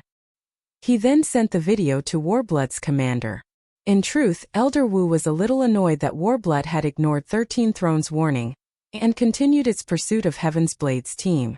Hence, he hadn't minded letting Blood Oath and his team learn their true worth. For now, Shifeng's battle video wasn't available to the public, but Warblood should be capable enough to acquire it, which was why Elder Wu didn't mind revealing this secret. How is this possible? Blood Oath watched the video, utterly stupefied. The battle's outcome was even more unbelievable than he had imagined. Not only did the video show Shifeng nearly instant killing evil Qilin, but it also displayed Demon Palace's retreat as the team fled like rats from a sinking ship. The battle between Shifeng and Demon Palace's experts had been completely one-sided. With the players you have here, your team isn't enough to take on Black Flame alone.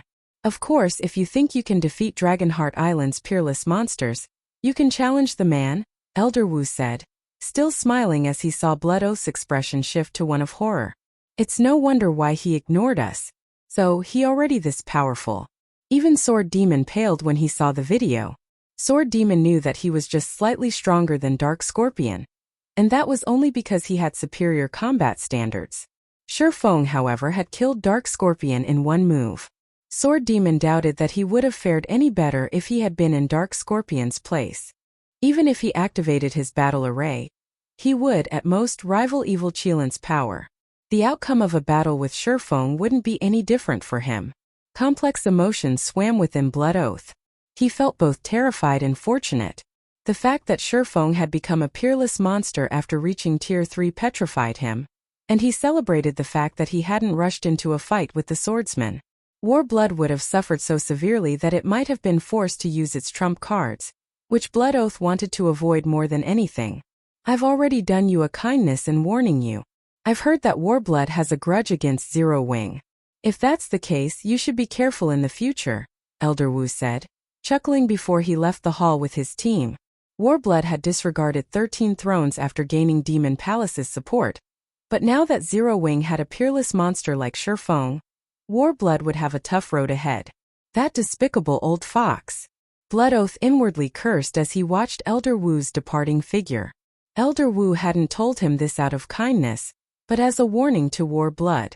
Now that the adventurer team's backer had made such a powerful enemy, Warblood had lost its reason to act so arrogantly.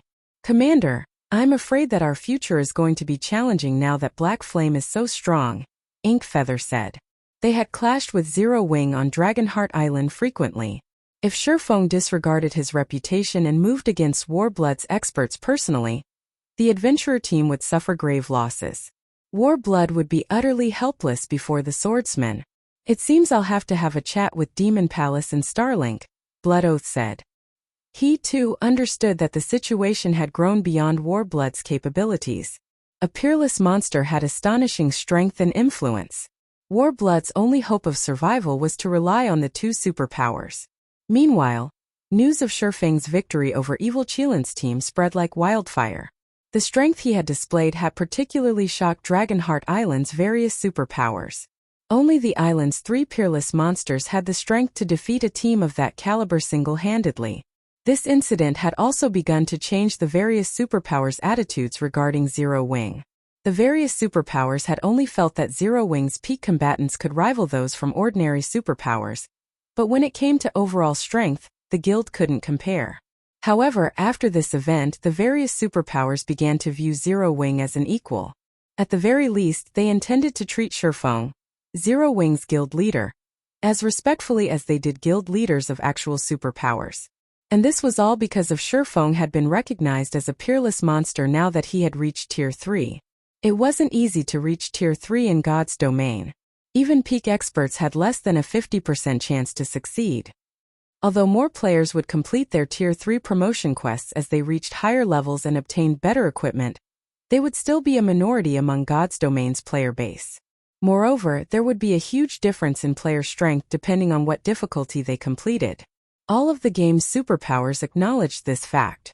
Based on the fighting combat power Shifeng had displayed, it was clear that Shifeng had completed a very high difficulty setting with his Tier 3 promotion quest. His potential growth and strength couldn't be underestimated. While Dragonheart Island's denizens reeled over Shifeng's strength, he had safely escorted Heaven's Blades members out of the Molten Ruin. During their journey, the various superpowers experts they had encountered had stared at Shifeng as if they had seen a ghost, and they promptly made way for the team. Read latest chapters at Wuxia World. The spectacular scene had dumbfounded Heaven's Blades members. It also reaffirmed that in God's domain, strength was everything. Commander Zvi was extremely powerful and ranked among Dragonheart Island's top MTs, but not even she could instill such fear and command such respect from the various superpowers. Thank you for escorting us out personally, Guild Leader Black Flame. According to our previous agreement, this main branch from the Tree of Life is yours, Zvi said when she sensed the seal on her lift. She then took a dark gray crystalline tree branch out of her bag and said, however, this branch has already withered. I'm afraid returning it to life will be very difficult. Regardless of how precious the Tree of Life's main branch was, it had withered. Unlike the side branches, she couldn't sense a trace of life energy from the main branch. Although Shifeng had earned it, whether or not he could nurture it into a Tree of Life was uncertain. It's dead. When he received the crystalline branch, Shifeng inspected it with omniscient eyes. Chapter 24-28 Tree of Life's quality. Shifeng didn't know how Zvi had verified that the main branch had withered, but his omniscient eyes wasn't an ordinary appraisal skill. His omniscient eyes would reveal more detailed information. He might still have a chance of nurturing the branch. The moment Shifeng activated omniscient eyes, a 30-second loading bar appeared before him. Even a withered main branch from the Tree of Life is such an amazing item? Shifeng stared at the crystalline branch in astonishment. For epic items, omniscient eyes only require 21 or 22 seconds, yet appraising this crystalline branch would require half a minute. Obviously, the Tree of Life main branch was even more valuable than an epic item. Furthermore, this was only a branch from the Tree of Life, not the actual tree. Moreover, Zvi insisted that the branch had already withered, which meant it shouldn't be nearly as valuable as a living branch. In God's domain, the elven race considered the Tree of Life a holy relic. It wasn't a true divine artifact, but its abilities and value were close. Of course, not all Trees of Life were that valuable. Trees of Life were special items that contained life energy. They generally ranked between epic and legendary rank. The most powerful Tree of Life belonged to the elven race, and was rumored to be on the cusp of becoming a true divine artifact, L. Despite its lack of life energy, the withered branch in his hand was more powerful than an epic item, which proved that it had great potential. Please don't let it be garbage. Even if it doesn't have any life energy, please have less than a 95% withered rate. Shifeng silently prayed as he watched the loading bar fill. The Tree of Life was not a unique item. Many superpowers had obtained them in the past, but only a few had successfully nurtured a Tree of Life of their own. Naturally, a branch's withered rate. Based on the various powers research, a branch had no chance of surviving if it had a 95% or higher withered rate, regardless of whether it was a main or side branch. The lower the withered rate was, the greater the chances of survival the branch would have. Branches that were empty of life energy generally had an 80% or higher withered rate, which included the main branch in Shifeng's hands. Shifeng knew that the main branches the various powers had obtained during his previous life hadn't usually contained life energy. However, these branches were incredibly valuable, and as long as one could grow them, they'd be at least as valuable as several fragmented legendary items. Fragmented legendary items were some of the rarest and most valuable treasures in God's domain. Not even first-rate guilds had had more than 15 of them on average in the past. First-rate guilds had held full control over entire kingdoms and over 1 million guild members, but despite the resources in their grasp, they had only secured a small number of fragmented legendary items.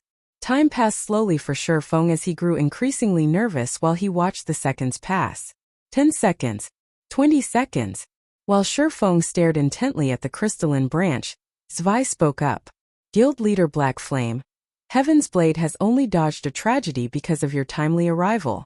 If you are interested, we will trade you a side branch for one level 100 plus epic item. Zwei suggested as she watched the focused man before her. Zero Wing had certainly helped Heaven's Blade a great deal. Had Shifeng's group arrived just a few minutes later, Heaven's Blade would have lost everything. She simply wasn't satisfied with repaying Shifeng by offering a withered main branch from the Tree of Life. There's no need to feel bad about this, Commander Zwei. A deal is a deal. In fact, Zero Wing has greatly benefited from this transaction. Nurturing a Tree of Life from a side branch isn't easy, and Heaven's Blade has suffered considerable losses in the Molten Ruin. If you sell another branch, your expedition will have been a complete waste of time, Shifeng said, shaking his head as he refused Zwei's well-intentioned offer. How about this? If you have any rare materials you wish to sell, Zero Wing would like to buy them at market price. A Tree of Life side branch was worth several level 100 plus epic items. If he accepted Zwei's offer, Zero Wing would massively profit. However, the Tree of Life side branches weren't that important to Shifeng. Rather than profit from a one-time trade, he'd prefer to deepen the relationship between Heaven's Blade and Zero Wing. Heaven's Blade was the 5th-ranked adventurer team on Dragonheart Island, and although it couldn't compare to the various superpowers, its naval prowess shouldn't be underestimated. It also had several dozen powerful adventurer teams under its command. Overall, Heaven's Blade had just as much access to the ocean's resources as the Dragon Phoenix Pavilion. As God's Domain's players progressed in the game, the various powers would turn their focus toward the sea. God's Domain was more ocean than land after all. Even if Zero Wing eventually grew its naval strength, it would only be able to secure a small fraction of the available resources, which was why, despite having superior naval prowess, Starlink had chosen to ally with Warblood. If Zero Wing could secure an alliance with Heaven's Blade and gain a stable source of materials, this partnership would be worth far more than a side branch from the Tree of Life. Alright, if you insist. From now on, we will sell all of the rare materials that we would have otherwise sold on the market to Zero Wing. Zwei agreed, somewhat taken aback. She had never thought that Shifeng would refuse her offer. The Tree of Life side branches were also highly sought after, even by the various superpowers. She then turned to Cleansing Flame and said, Flame, from now on, you'll be the vice commander in charge of materials. You'll also be responsible for handling transactions with Zero Wing. Cleansing Flame was stunned. She hadn't expected Zwei to promote her to vice commander so suddenly. However, she quickly recovered from her daze and nodded. Understood. Heaven's Blade's other members couldn't help but envy their companion. Heaven's Blade might not be a superpower, but it was a top adventurer team with tens of thousands of members and several dozen large-scale adventurer teams under its commander. Even Dragonheart Island's first-rate powers had to treat Heaven's Blade's current 4 vice-commanders with respect. Why wouldn't they be jealous that Cleansing Flame had just become the adventurer team's 5th vice-commander? Of course, despite their envy, nobody objected to the promotion. Cleansing Flame was a bona fide Void Realm expert. She merely been unlucky during her Tier 3 promotion quest, failing it. Her combat standards, however, definitely qualified her for the position. The only reason she hadn't been promoted previously was because she hadn't contributed enough to the adventurer team. After this expedition to the Molten Ruin, however, that was no longer the case. Their main force had only avoided utter destruction thanks to Cleansing Flame's success in acquiring Shifeng's help. That major achievement was more than enough for her to earn the position of vice commander. Read latest chapters at Wuxia World. Even Yuluo was a little jealous of Cleansing Flame. She had gotten lucky running into a peerless monster like Shifeng, becoming a vice commander before Yuluo. Yuluo had been surprised when her team encountered Zwei and Shifeng's group halfway through their journey into the inner corridor. She had never expected Shifeng to reach her commander successfully, and based on what Zwei's team members told her, it seemed that Shifeng had suppressed Warblood and Starlink's 32 Tier 3 experts with his presence alone. Just you wait. Sooner or later, I'll become a vice commander through my own strength. Yuluo inwardly swore as she glanced at Shifeng. While Heaven's Blade's members envied Cleansing Flame, the loading bar before Shifeng completed. The crystalline branches attribute panel then appeared before him. What? This is a Tree of Life branch that has survived since the Great Destruction. Chapter 24-29. Divine Artifact Rank Tree of Life. Shifeng stared at the attribute panel before him, stunned, and he even wondered if he were dreaming. Withered Tree of Life's main branch. Special Fragmented Legendary Rank. A withered main branch from the Tree of Life. This branch contains a trace of the world energy that has survived since the Great Destruction, which is why it continues to exist, even now. Withered rate. 94%. The branch's introduction was simple and brief.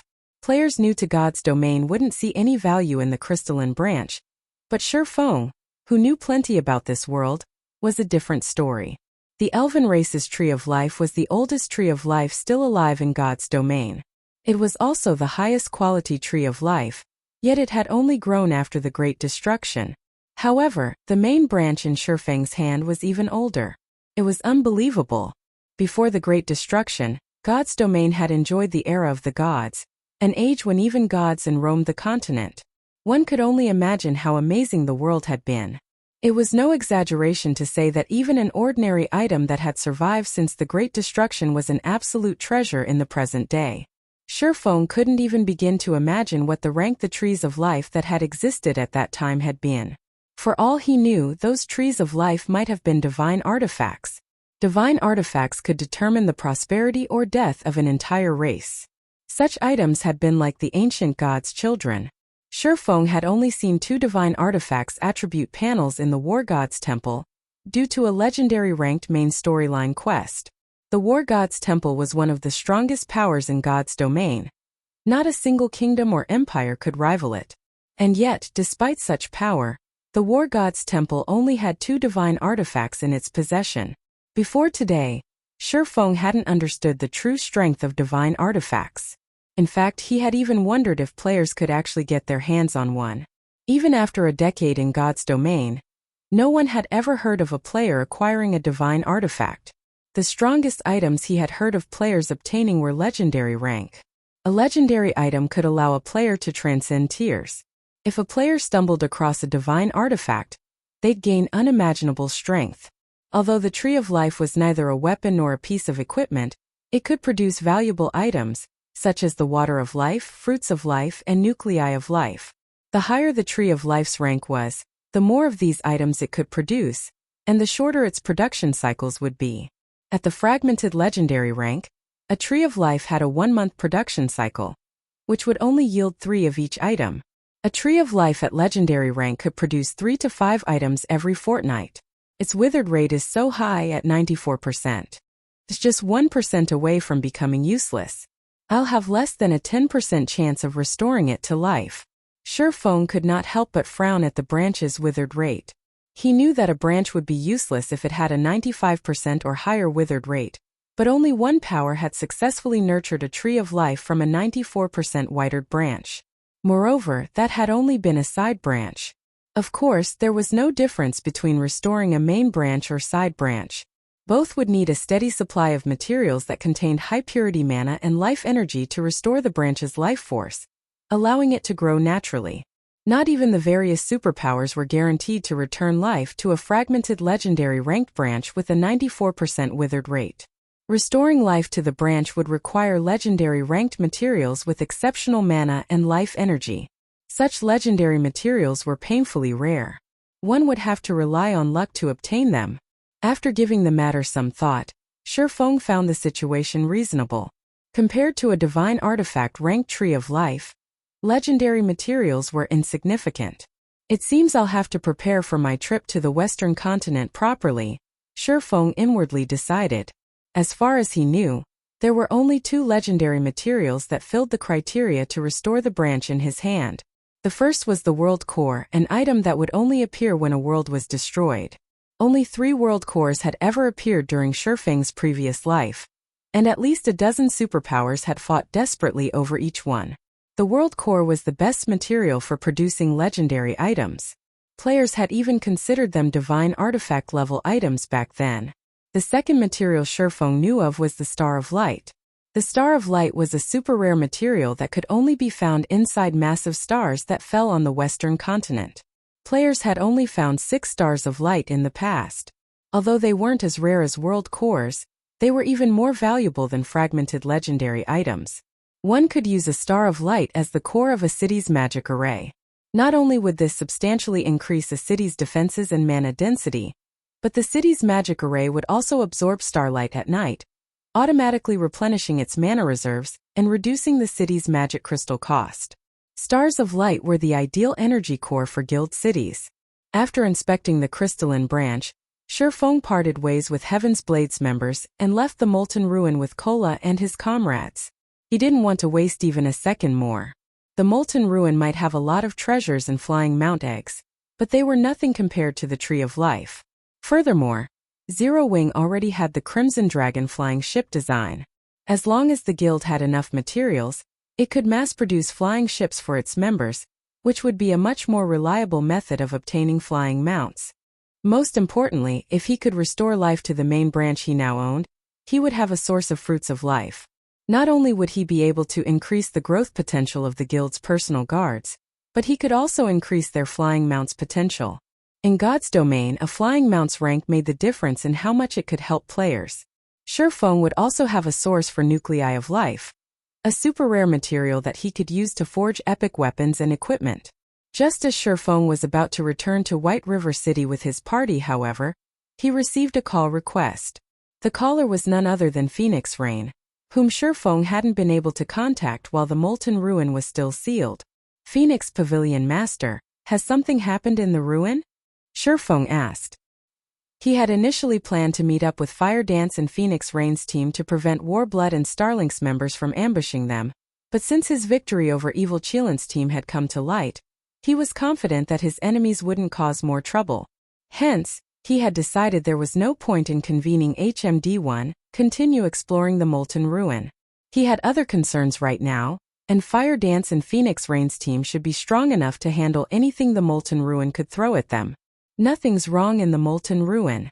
In fact, Warblood and Starlink's members have chosen to leave us alone, Phoenix Rain said, smiling. We've also gotten quite lucky. So far, we've found 2 horned eagle eggs. You've already found so many? Shurfeng was surprised to hear it. Although the Molten Ruin was a treasure trove, obtaining so many flying mounts in it shouldn't be possible. He figured the ruin would have at most 20 horned eagle eggs. Otherwise, flying mounts would have been widely available in his previous life, not the luxury items they had been. With so few eggs available, Fire Dance and Phoenix Rain's group would be fortunate to find a single one. And yet, after only spending a few hours in the Molten Ruin, they had already found 2 eggs. Even if luck played a role, their harvest was astounding. Moreover, Phoenix Rain and her team had only explored the outer corridor. They'd likely find even more abundant treasures in the inner corridor. Read latest chapters at Wuxia World. Ooh, we got lucky and stumbled across a hidden room, Phoenix Rain said, nodding. Jokingly, she continued, however, I didn't call you just to brag. I've just received a message from headquarters stating that Mythology's representatives have visited the Dragon Phoenix Pavilion's main residence. The Great Pavilion Master has recalled both Pavilion Masters.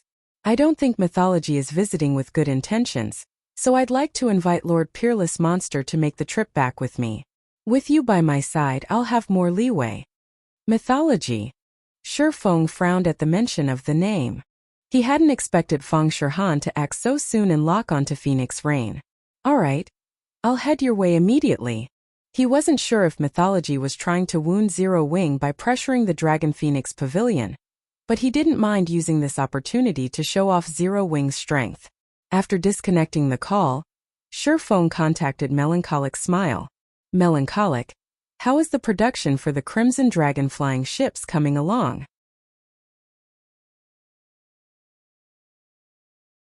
Chapter 2430 Mythology Dawn Ridge, Twilight City.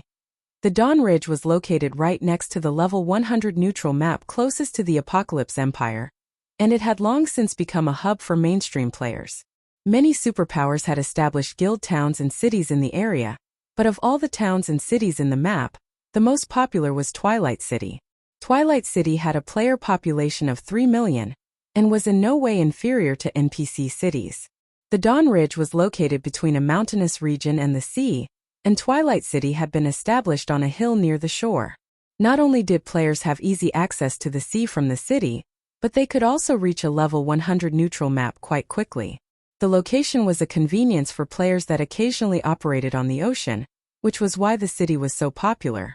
Aside from the city's convenient location, Twilight City was so popular because it was home to the Dragon Phoenix Pavilion's main headquarters. It was the most well-developed guild city the Dragon Phoenix Pavilion owned, and it was far safer than any other guild towns or cities in the Dawn Ridge. Meanwhile, several flashes of light illuminated the Dragon Phoenix Pavilion's guild hall as Phoenix Rain and her team returned to the residence. The moment the idling guild members noticed her group, they adopted a respectful attitude, particularly the young men and women who had recently joined the pavilion. When they saw Phoenix Rain's alluring mysterious figure clad in bright red robes, they were mesmerized. The pavilion master is amazing. Not only is she so charismatic, but she also completed her high difficulty tier 3 quest in one attempt. She's even level 103 already. I wish I could join her personal security team. I'd get to play God's Domain with her every day. A level 100 female elementalist gushed, watching Phoenix Rain with starry eyes. Stop dreaming. You've just joined the guild. Yet you want to become the pavilion master's personal bodyguard? Only the top-ranked newcomers have a chance to earn such a position. You should have seen those monstrous players. Even if our basic attributes were equalized, they could single-handedly take out several dozen of us. A male berserker, the elementalist team leader, rolled his eyes. Once upon a time he too had dreamed of earning such a high position in the guild, but since he had begun to participate in the Dragon Phoenix Pavilion's training sessions and began to grow stronger, he fell into even greater despair. The difference between him and the guild's geniuses was more than just a matter of basic attributes.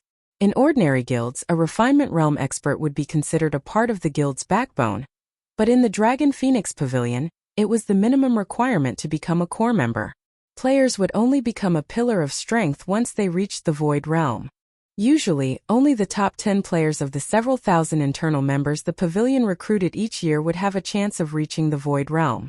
The Dragon Phoenix Pavilion was a veteran super first-rate guild, and it required much of its internal members.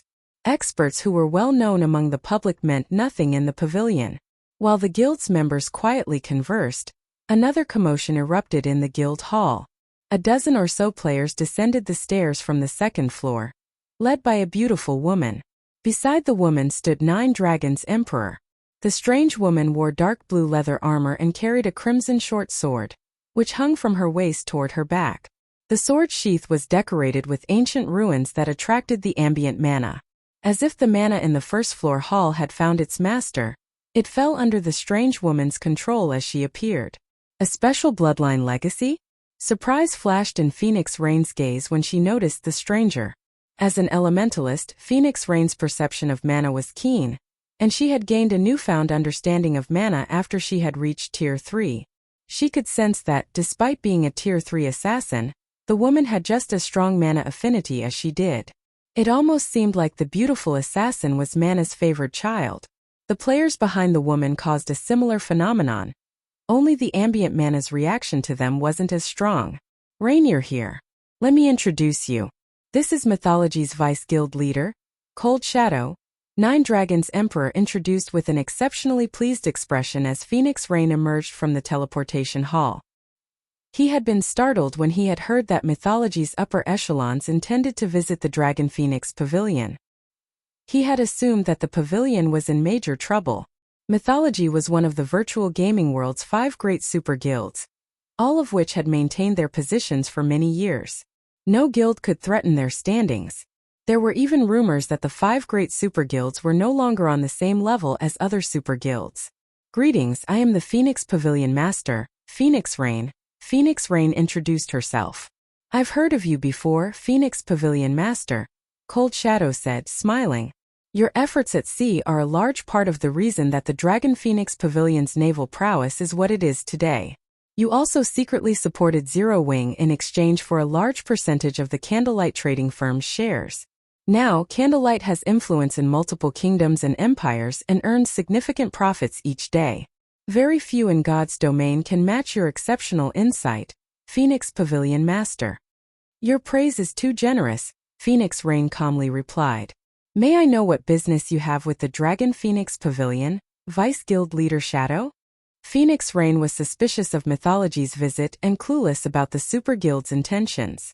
Mythology had focused its development on the Western continent, yet it had come to visit the Dragon Phoenix Pavilion, which was limited to the Eastern continent, so suddenly. This was just as significant as an international corporation seeking out a small domestic company, and Phoenix Rain didn't know what to make of it. However, based on the Great Pavilion Master's tone when he had requested her return to the main headquarters, it seemed that Mythology had come to find her.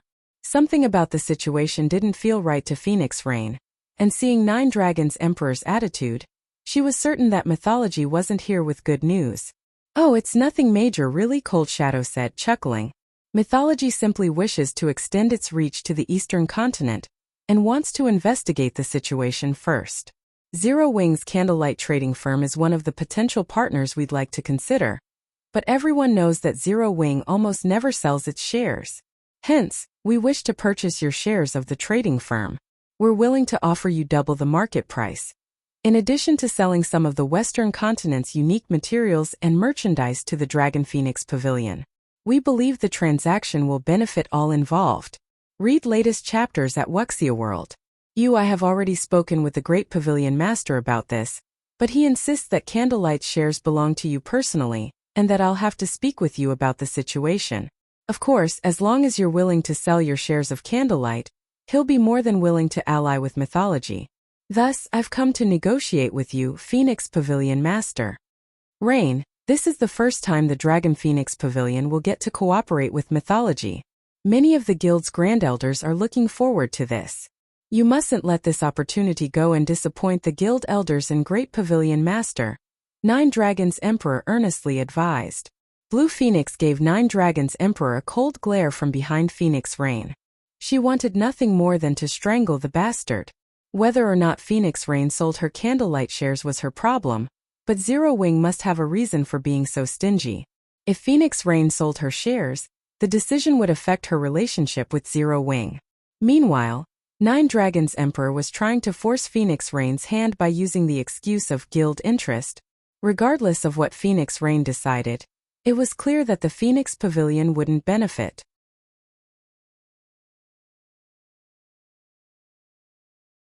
Chapter 2431 Commotion at the Dragon Phoenix Pavilion. Nine Dragons Emperor didn't bother to keep his voice down, and the Dragon Phoenix Pavilion members in the first floor hall heard him.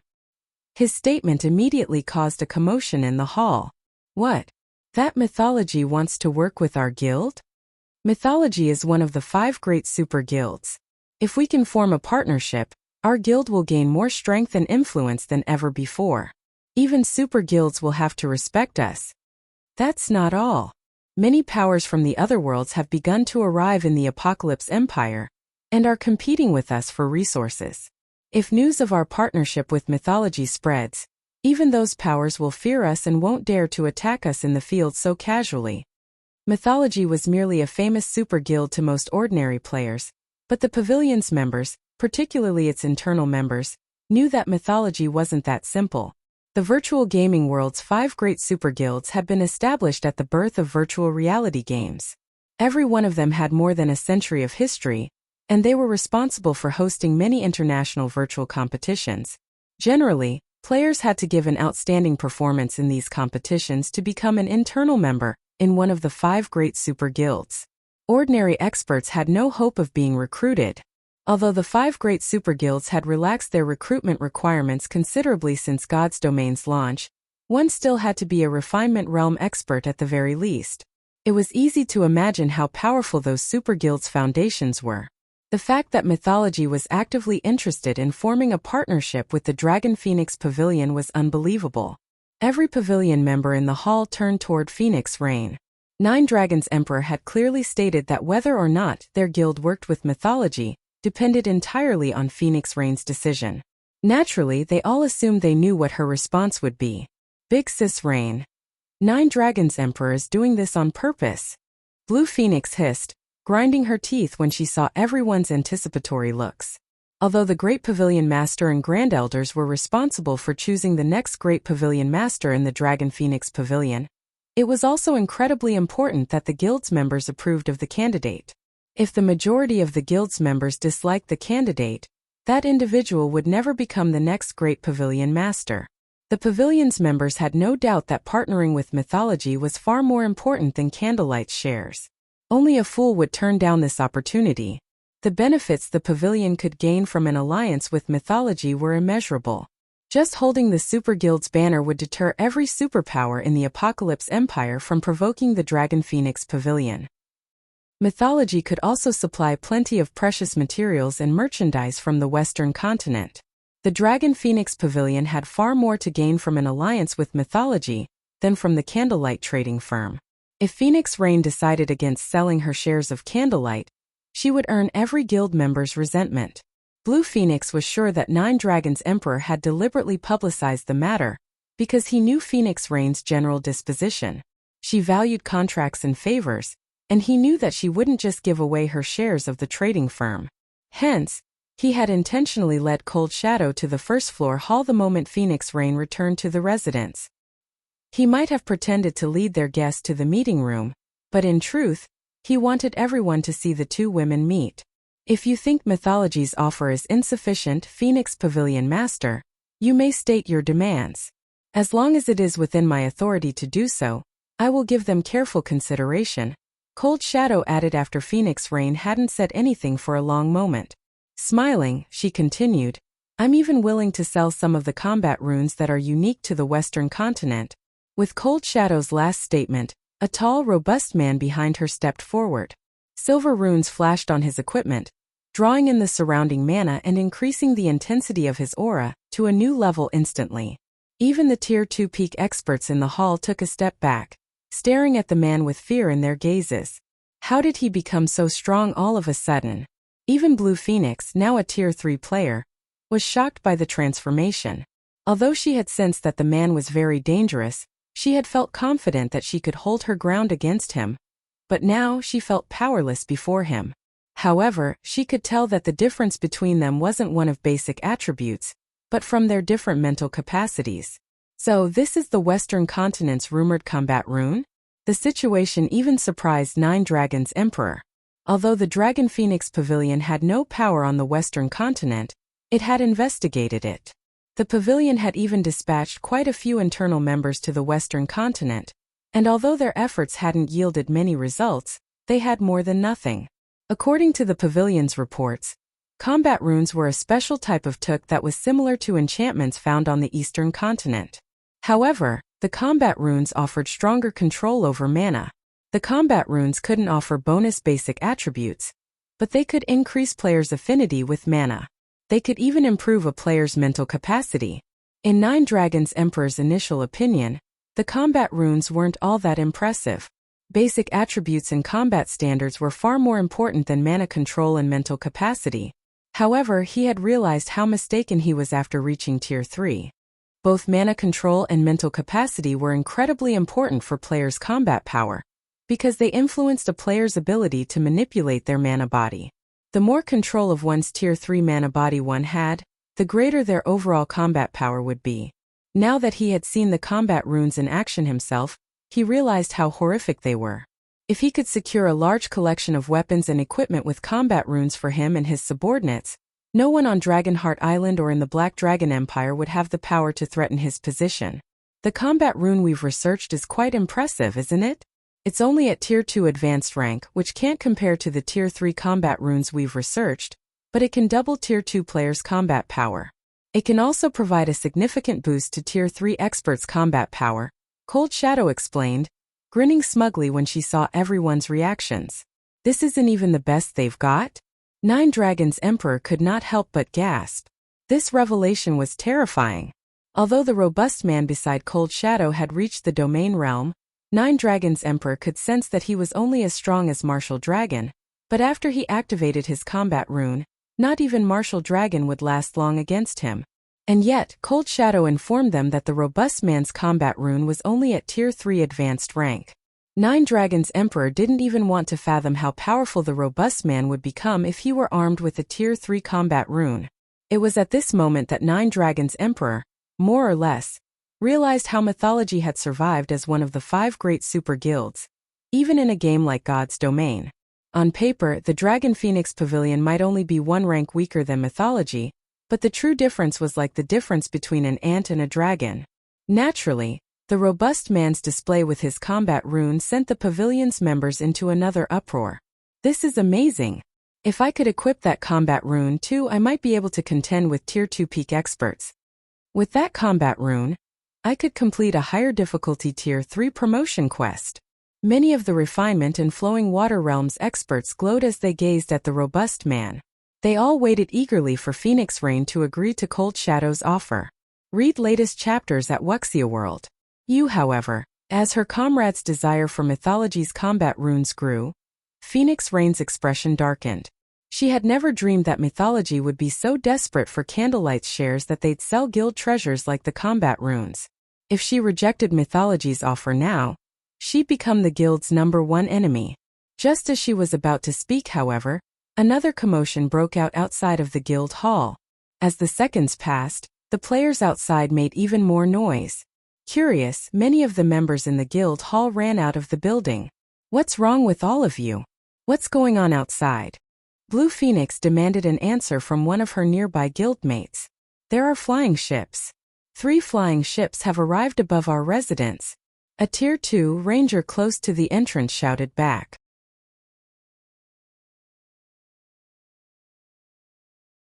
Chapter 2432.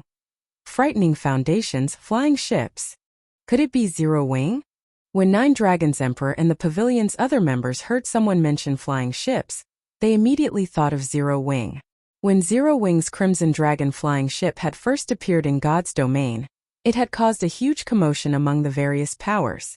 At that time, the name Zero Wing had engraved itself in the superpowers' minds. In an era when flying mounts were still exceedingly rare, a flying ship could be immensely beneficial. Moreover, a flying ship would rule the skies with the combat power it possessed. If players didn't have sufficiently powerful anti-aircraft weapons, encountering an enemy flying ship could be devastating. However, 9 Dragons Emperor and his comrades shook the thought away. This time there were 3 flying ships at their door. Obtaining a single flying ship was already incredible, but a guild like Zero Wing could never secure 3 of them. When Phoenix Rain and Blue Phoenix heard the announcement, they were confused. They had expected Zero Wing to make the trip to Twilight City, but they couldn't have come with 3 flying ships, could they? Is it not Zero Wing? Phoenix Rain frowned at the thought. A force of 3 flying ships was no trivial matter. Based on the information the Dragon Phoenix Pavilion had acquired thus far, 1 ship would be more than enough to give the ruler of a guild city a headache. If 3 flying ships attacked a guild city together, they'd likely destroy the city's infrastructure by the time they finished, even if they didn't capture the city. Even the Dragon Phoenix Pavilion's Twilight City would have a difficult time against 3 flying ships. This was why the various superpowers were so desperately trying to obtain their own flying mounts. Without an aerial unit, a guild would be at an overwhelming disadvantage against a flying ship. Although guild towns and cities had defense turrets and arrow towers, these defensive structures would struggle to land a hit on the highly mobile flying ship. The battle would merely be a one-sided beating. 3 flying ships? Cold Shadow was also curious about the situation. The Eastern continent already has a power that has developed to such a standard. The Western continent had flying ships as well, but they were exceptionally challenging to obtain. Although some of the Western continent's powers had discovered clues that could lead to a flying ship, they'd still need a considerable amount of time before they actually got their hands on it. This was another reason for her decision to annex Zero Wing. Phoenix Rain, 9 Dragons Emperor, and Cold Shadow left the guild hall with their subordinates in tow. They all wanted to know who owned these 3 flying ships. 3 steel giants hovered above the residence's plaza, the roar of their magic engines blasting throughout the area. Even players outside of the Dragon Phoenix Pavilion's residence could feel the gale the ships stirred up. The pavilion's experts, who had fought in many large-scale battles, were shocked. Although the flying ships didn't seem aggressive and simply hovered in the air, the experts' instincts screamed at them to flee. Staring at those flying ships, they felt as if they stood before 3 colossal beasts. This was why the Dragon Phoenix Pavilion's Legion, which was stationed in Twilight City, had allowed the flying ships to enter the city and rest above their guild's residence. They hadn't even bothered to warn the flying ships or try to chase them off. They had only been able to stare as the steel giants passed, wary and afraid. When Phoenix Rain and her group emerged from the guild hall, the flying ship in the lead began to descend. The pavilion's members in the plaza promptly made room for the ship to land, afraid of provoking whoever piloted the steel giant. Not a single player in the plaza could wait to find out who commanded these 3 flying ships. Not even super guilds had this kind of air power.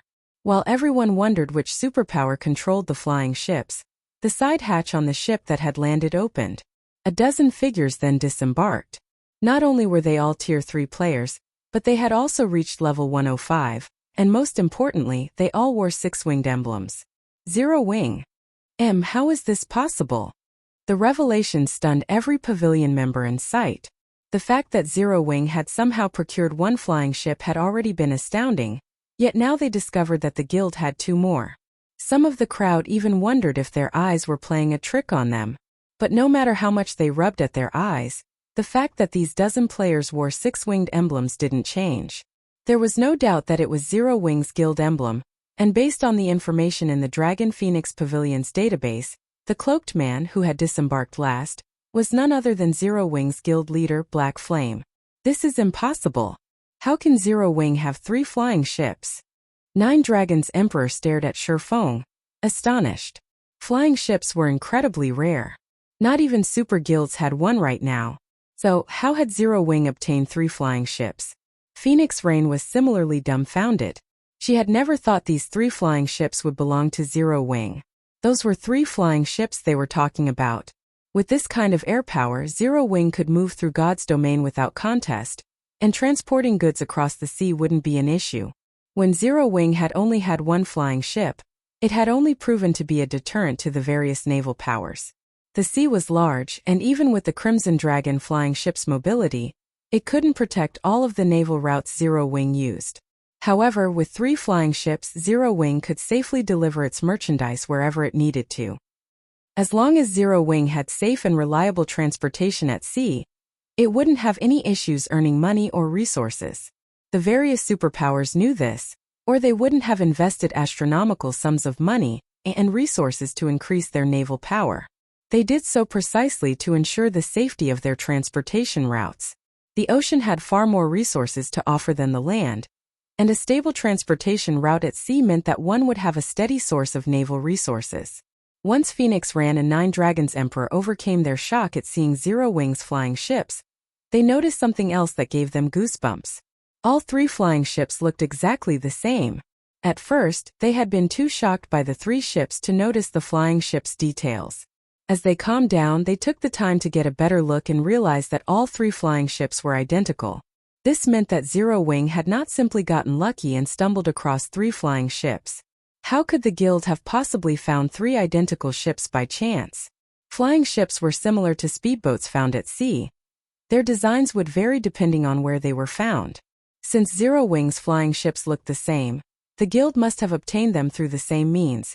And the 3 flying ships before them hinted that as long as Zero Wing fulfilled whatever conditions there were, it could obtain even more.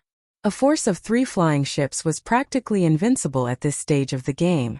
If Zero Wing could construct a full fleet in the future, not a single player in the plaza could even imagine what kind of air power Zero Wing could control in the future. Phoenix Rain and 9 Dragons Emperor weren't the only players to realize this. Many of the Dragon Phoenix Pavilion experts in the plaza thought of the possibility as well. They all stared at Shifeng as if he were a monster. Read latest chapters at Wuxia World. If Zero Wing could truly establish a full fleet of flying ships, no superpower would dare provoke the guild. I apologize for being tardy, Phoenix Pavilion Master, Shifeng said as he approached Phoenix Rain. He glanced at Cold Shadow and the players behind her before he continued with a smile. I hope I'm not interrupting anything. He had wanted to keep his flying ships a secret as Zero Wing continued to develop its air power. But to ensure that Phoenix Rain continued to hold her position and influence in the Dragon Phoenix Pavilion, he had been forced to change his plans. Not only had Zero Wing exhausted all of its coins to craft these 3 flying ships, but it had also borrowed money for materials from the secret pavilion. The guild wouldn't be able to construct another ship anytime soon. Furthermore, the market didn't currently have enough materials to construct another flying ship. Based on everyone's shocked expressions, Shifeng decided that he had achieved his goal.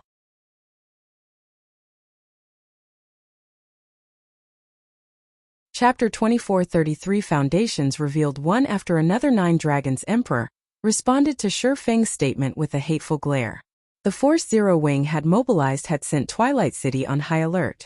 How could this be interpreted as anything other than an interruption? Moreover, Shifeng's grand arrival had ruined Nine Dragons Emperor's efforts to interest his guild members in a partnership with Mythology. Not only had Zero Wing's show of strength shocked the Dragon Phoenix Pavilion's members, but it had chased away any thoughts about Mythology. No, you haven't interrupted us, Guild Leader Black Flame. You're right on time, Phoenix Rain said, a rare smile gracing her lips at Shifeng's greeting. She then turned toward Cold Shadow and firmly stated, Vice Guild Leader Shadow, although I am very interested in a partnership with Mythology, I'm afraid that I cannot sell Candlelight's shares. When Phoenix Rain rejected Mythology's offer, silence filled the plaza. Every member of the Dragon Phoenix Pavilion turned to stare at Phoenix Rain, complex emotions flashing in their eyes. Surprisingly, however, no one stepped up to object. If she had rejected Mythology's offer earlier, they would have fought her decision as illogical and doubted her ability to act as a pavilion master. But with Zero Wing's 3 flying ships before them, no one could find a reason to argue with her decision. They were talking about flying ships, and it was clear that Zero Wing had some method to secure multiple ships. Now that Zero Wing ruled the skies, no superpower would dare offend the guild. With Zero Wing's help, the Dragon Phoenix could ensure the safety of its transportation routes in the future. In fact, the pavilion could even rely on Zero Wing's reputation to secure even more sea zones, which they could develop and in turn fuel the guild's growth. However, if Phoenix Rain sold her shares of the Candlelight trading firm to Mythology, the Dragon Phoenix Pavilion would likely lose Zero Wing's assistance. The difference between an ally with shares and one without was massive, after all. Furthermore, everyone knew how stingy Zero Wing was with its shares. If Phoenix Rain sold Candlelight's shares without Zero Wing's consent, no one would be surprised if Zero Wing became an enemy. Rain, you should think this through carefully. You are aware of the guild's situation in the Apocalypse Empire. Many otherworld powers have already begun to set their sights on our guild, and you know better than I why we took the risk of transferring Twilight City to the Dawn Ridge. Nine Dragons Emperor loudly proclaimed when none of his guildmates spoke up. If we can form a partnership with Mythology and obtain combat runes, the Dragon Phoenix Pavilion can quickly establish a foothold in level 100 neutral maps. With the resources and equipment we can acquire from those maps, we'll be able to stabilize our position in the Empire. Are you really willing to throw this opportunity away? Before Zero Wing's flying ships had arrived, he had merely hoped to reduce Phoenix Rain's popularity within the pavilion, but now he steeled himself to tear her from Zero Wing, no matter what it took. Phoenix Rain and Zero Wing had become firm allies long ago. Zero Wing's strength was Phoenix Rain's strength, but Mythology was a different story. The potential alliance with Mythology might drastically elevate Phoenix Rain's position, but it would be temporary. Mythology wasn't interested in a partnership with Phoenix Rain specifically. It wanted an alliance with the Dragon Phoenix Pavilion. This would leave room for him to take advantage of plenty of opportunities, but if she stuck with Zero Wing, he'd have nothing. Fortunately, Mythology had offered something that the Dragon Phoenix Pavilion urgently needed. There was no way the Grand Elders could ignore the temptation of Mythology's combat runes. Although the Dragon Phoenix Pavilion was a super first-rate guild, its strength was only considered average among the many superpowers in God's domain. Now powers from the various otherworlds had begun to invade the main continent. The Dragon Phoenix Pavilion's position in the game was under threat. To alleviate some of the pressure the guild faced, the Dragon Phoenix Pavilion had decided to gamble and transfer Twilight City, the guild's strongest city, to Dawn Ridge to secure its hold over the neighboring level 100 neutral map.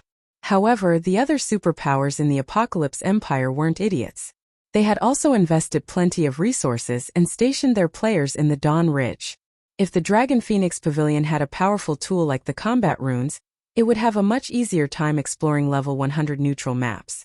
This was the Grand Elder's ultimate goal.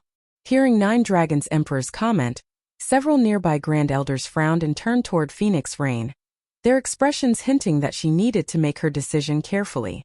The combat runes would be significantly helpful when the guild's members explored level 100 neutral maps. The benefits these combat runes offered were just as impactful as Zero Wing's flying ships could be. In fact, the combat runes might be even more beneficial to the guild. Zero Wing owned those flying ships, after all. The Dragon Phoenix Pavilion did not. Moreover, rejecting Cold Shadow's offer would be on par with slapping Mythology in the face. Mythology was one of the virtual gaming world's 5 great super guilds, and it had already shown the Pavilion a lot of respect by approaching the smaller guild for an alliance. If the Pavilion rejected Mythology, the super guild would offer nothing. It might even move against the Dragon Phoenix Pavilion. Although Mythology was focused on its development on the Western continent, it was still one of the 5 great super guilds. Causing trouble for the Pavilion would be child's play. Phoenix Rain's expression turned grim. She had never expected 9 Dragons Emperor to pander to the guild's Grand Elders after failing to rouse their guildmates. The Grand Elders didn't normally meddle in the competition for the position of Grand Pavilion Master, but they were from the same generation as Ku Rong. Their influence in the guild couldn't be underestimated. Even Ku Rong had to weigh their words carefully. What a smart move. It's no wonder how he maintained his hold on the Black Dragon Empire in the past. Many planar passages were connected to the Black Dragon Empire, which led to intense competition in the empire. Normally, only super guilds were confident in stopping so many otherworld powers from invading, but during Shifeng's previous life, 9 Dragons Emperor's branch guild in the Black Dragon Empire had successfully defended the Dragon Phoenix Pavilion's territories, only losing insignificant sections. Don't be in such a hurry to reject my offer, Phoenix Pavilion Master. Mythology is sincerely interested in an alliance. If we can negotiate a partnership, I can even speak with my guild leader about selling some of our Tier 3 combat runes to the Dragon Phoenix Pavilion. Tier 3 combat runes will grant the Pavilion an absolute advantage when exploring level 100 neutral maps, Cold Shadow said sweetly, smiling. As she spoke, she glanced at Shifeng. Cold Shadow was familiar with the predicament the Dragon Phoenix Pavilion found itself in. As long as she could purchase Candlelight's shares, she didn't mind letting 9 Dragons Emperor borrow her power to suppress Phoenix Rain. Naturally, Zero Wing couldn't hope to compete with the terms Mythology could offer. When Cold Shadow finished speaking, the nearby Grand Elders watched with bated breath. Although they didn't know much about the Western continent, they knew a thing or two about Tier 3 combat runes. Only 3 super guilds were capable of producing the tools, and they didn't sell them to outsiders. If the Dragon Phoenix Pavilion's Tier 3 experts could equip Tier 3 combat runes, then the guild would be unstoppable in the Hill of Ruins, the level 100 neutral map neighboring the Dawn Ridge. Moreover, these combat runes would ensure that the Pavilion had an easier time developing its navy. Just as the several Grand Elders were about to step forward to persuade Phoenix Rain, Shifeng retrieved an ancient magic array scroll from his bag and handed it to her. The moment Shifeng revealed the scroll, it drew everyone's gaze. The magic array scroll's mana was extraordinarily dense, nothing like the scrolls players typically saw. Read latest chapters at Wuxia World. This is the sample of what we spoke about earlier. If you find it acceptable, we can negotiate prices, Shifeng calmly stated as he gestured to the magic array scroll now in Phoenix Rain's hand. Cold Shadow only grinned at Shifeng's play. She found it simply laughable that he wanted to use a magic array scroll to compete with her guild's Tier 3 combat runes. However, when one of the Dragon Phoenix Pavilion's Grand Elders, who possessed a master-ranked appraisal skill, curiously appraised the scroll, he couldn't help but gasp. An advanced ancient barrier scroll.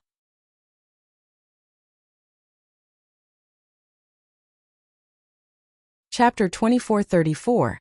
Ascending to heaven. When they heard the Grand Elder's exclamation, everyone stared at the scroll Phoenix Rain held, astonished. Zero Wing is actually selling such an item? Magic barrier scrolls were insanely rare on the market. The various powers even hoarded basic magic barrier scrolls, only allowing their main forces access to the tools. Level 100 plus Grand Lords were simply too difficult to deal with for current players. If one of these Grand Lords possessed special skills, not even Tier 3 MTs would be able to tank it, let alone Tier 2 MTs.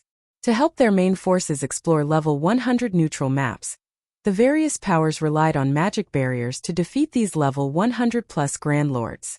Unfortunately, due to how scarce these scrolls were, the various powers didn't even have enough to arm their main forces sufficiently. As a result, the team's exploration speed was still quite slow. The best magic barrier scrolls on the market were only intermediate rank. There were practically never advanced magic barrier scrolls available. Although the various superpowers had even offered to trade level 100 dark gold equipment for the advanced ranked scrolls, no one was willing to sell what they had. And yet, not only had Shifeng revealed an advanced magic barrier scroll, but it was also an ancient barrier scroll. In God's domain, intermediate magic arrays could only affect level 100+ Grand Lords. They were nearly useless against level 100 mythics. Only advanced magic arrays would prove effective against such high-ranked monsters. With a complete set of advanced magic barrier scrolls, one could even slay a level 100+ mythic monster. It was easy to imagine how much a set of those scrolls was worth. Ancient magic arrays were generally stronger than ordinary magic arrays of the same rank, and fewer players were required to channel the magic arrays. This allowed more of the team to participate in the actual fight. If a team used an advanced magic barrier, they'd still need around 30 Tier 3 experts to take down a level 100+ mythic monster. However, if the team had an advanced ancient barrier, they'd be more than capable of slaying a level 100+ mythic monster as long as they had a Tier 3 metric tons advanced ancient barrier scrolls. The revelation even surprised Cold Shadow. She had never thought Shifeng would be capable of obtaining such a treasure. If what Shifeng had suggested were true, and Zero Wing could sell large quantities of the 12 elemental pillars, the Dragon Phoenix Pavilion would easily be able to dominate the Hill of Ruins. No superpower in the Apocalypse Empire would be able to contend with the Pavilion. All of the various superpowers were nursing headaches over the issue level 100+ mythic monsters presented, including Mythology. Although the Tier 3 combat rune was powerful, it could only help players exhibit more of their combat power. It didn't offer a boost to players' basic attributes. Unless players met the minimum basic attribute requirements to raid level 100+ mythic monsters, the Tier 3 combat rune wouldn't be particularly useful. Advanced magic barriers, on the other hand, would be. They might not increase players' combat power or basic attributes, but they could limit a monster's strength. With a set of such scrolls, a team that normally wouldn't have a chance against a level 100+ mythic monster would have hope of defeating it. With an advanced ancient barrier like the 12 elemental pillars, even a Tier 2 team could raid level 100+ mythic monsters. Those scrolls were well worth several times more than ordinary advanced magic barriers. At this stage of the game, superpowers still didn't have enough Tier 3 players to form a full team, but forming a Tier 2 team was a piece of cake. Of course, not only was level 100+ mythic monsters loot bountiful, but it was also the foundation necessary to raid level 100 team dungeons. If even Tier 2 expert teams could slay level 100+ mythic monsters, their power could prepare to raid level 100 team dungeons much sooner than others. If the Dragon Phoenix Pavilion could secure a large stock of 12 elemental pillar scrolls, its development speed regarding Tier 3 players and equipment standards would reach new highs. The Pavilion would easily be able to surpass the Apocalypse Empire's various superpowers. Meanwhile, Phoenix Rain stared at the scroll in her hands, dazed. Nine Dragons Emperor broke the silence with a laugh, saying, "Guild Leader Black Flame, this is an advanced ancient barrier scroll we're talking about, yet you're suggesting that you can sell them in bulk? Do you take us for fools?" Nine Dragons Emperor instinctively denied Shifeng's claim. The swordsman must have gone to great lengths to secure a single 12 elemental pillars scroll, and was lying about Zero Wing's interest in selling Phoenix Rain a bulk order just to make her look good in front of the Pavilion's Grand Elders. The strongest magic barriers the various superpowers could craft were intermediate rank. Furthermore, not only were the required materials incredibly valuable, but no more than 5 superpowers were actually capable of crafting intermediate magic barrier scrolls. How, exactly, was Zero Wing supposedly capable of mass-producing advanced ancient barrier scroll? Is that so? Shifeng chuckled, pulling 10 sets of 12 elemental pillars, the scrolls he had found in the magic temple, from his bag. Shifeng tossed one scroll after another on the ground, quickly forming a small mound. As he did, everyone sensed the mana density around them increase considerably. Nine Dragons Emperor had been prepared to mock Shifeng further, but seeing the magic array scrolls, He turned deathly pale and couldn't bring himself to utter a single word. Everyone in the plaza fell silent, and the pavilion's members gazed at Shifeng with admiration. Nine Dragons Emperor was a true hero in the Dragon Phoenix Pavilion. Not only was he individually powerful, but he was also an excellent commander. He had even led the pavilion's branch guild in the Black Dragon Empire to prosper, despite the various otherworld powers' invasion. But the moment he had accused Shifeng of lying, the swordsman had revealed 10 sets of the 12 elemental pillars. Moreover, Zero Wing's guild leader tossed them on the ground as if they were worthless pebbles. This was a slap in the face to Nine Dragons Emperor, and had been done before the pavilion's members. To top it off, Nine Dragons Emperor couldn't find anything kind of rebuttal. He wouldn't dare. The only thing coming out of his mouth should be compliments for Shifeng. If he said anything else, he might even lose his position as a pavilion master, not to mention his chance to become the great pavilion master. Not even superpowers guild leaders could subject Nine Dragons Emperor to such humiliation. So that's the case. Cold Shadow grit her teeth. When Nine Dragons Emperor said nothing more, she knew that the situation was no longer in her favor.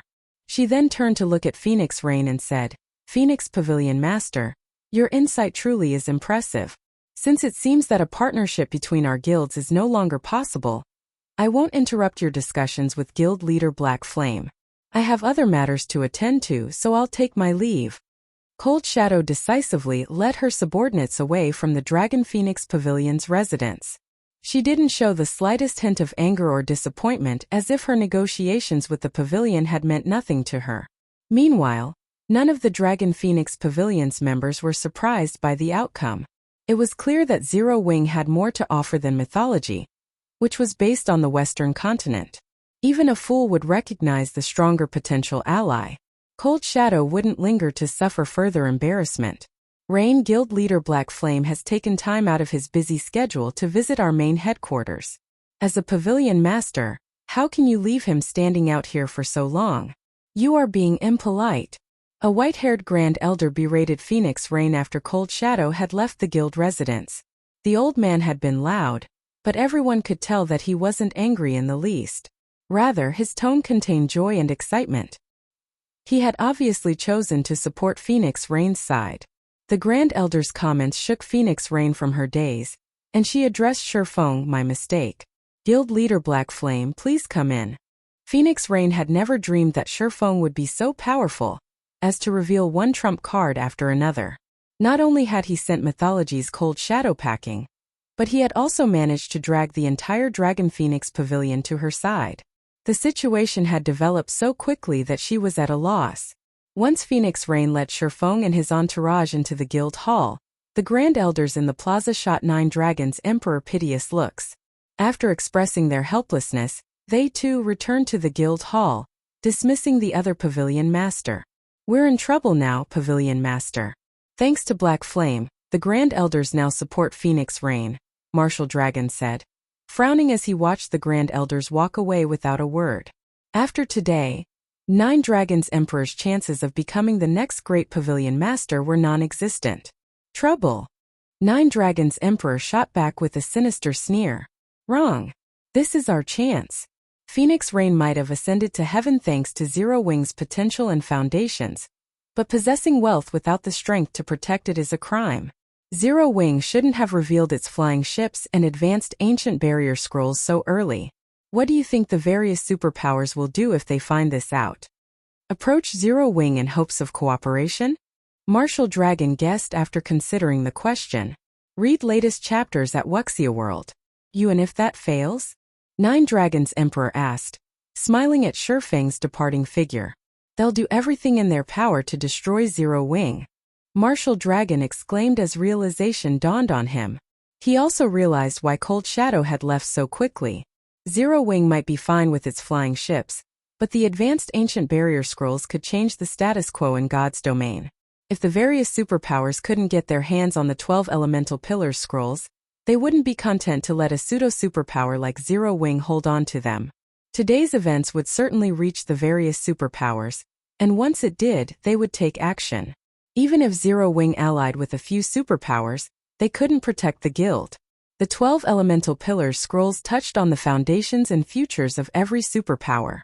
Unless the various superpowers were willing to bow to Zero Wing in the future, they would try to destroy the smaller guild now, ensuring that the status quo remained the same.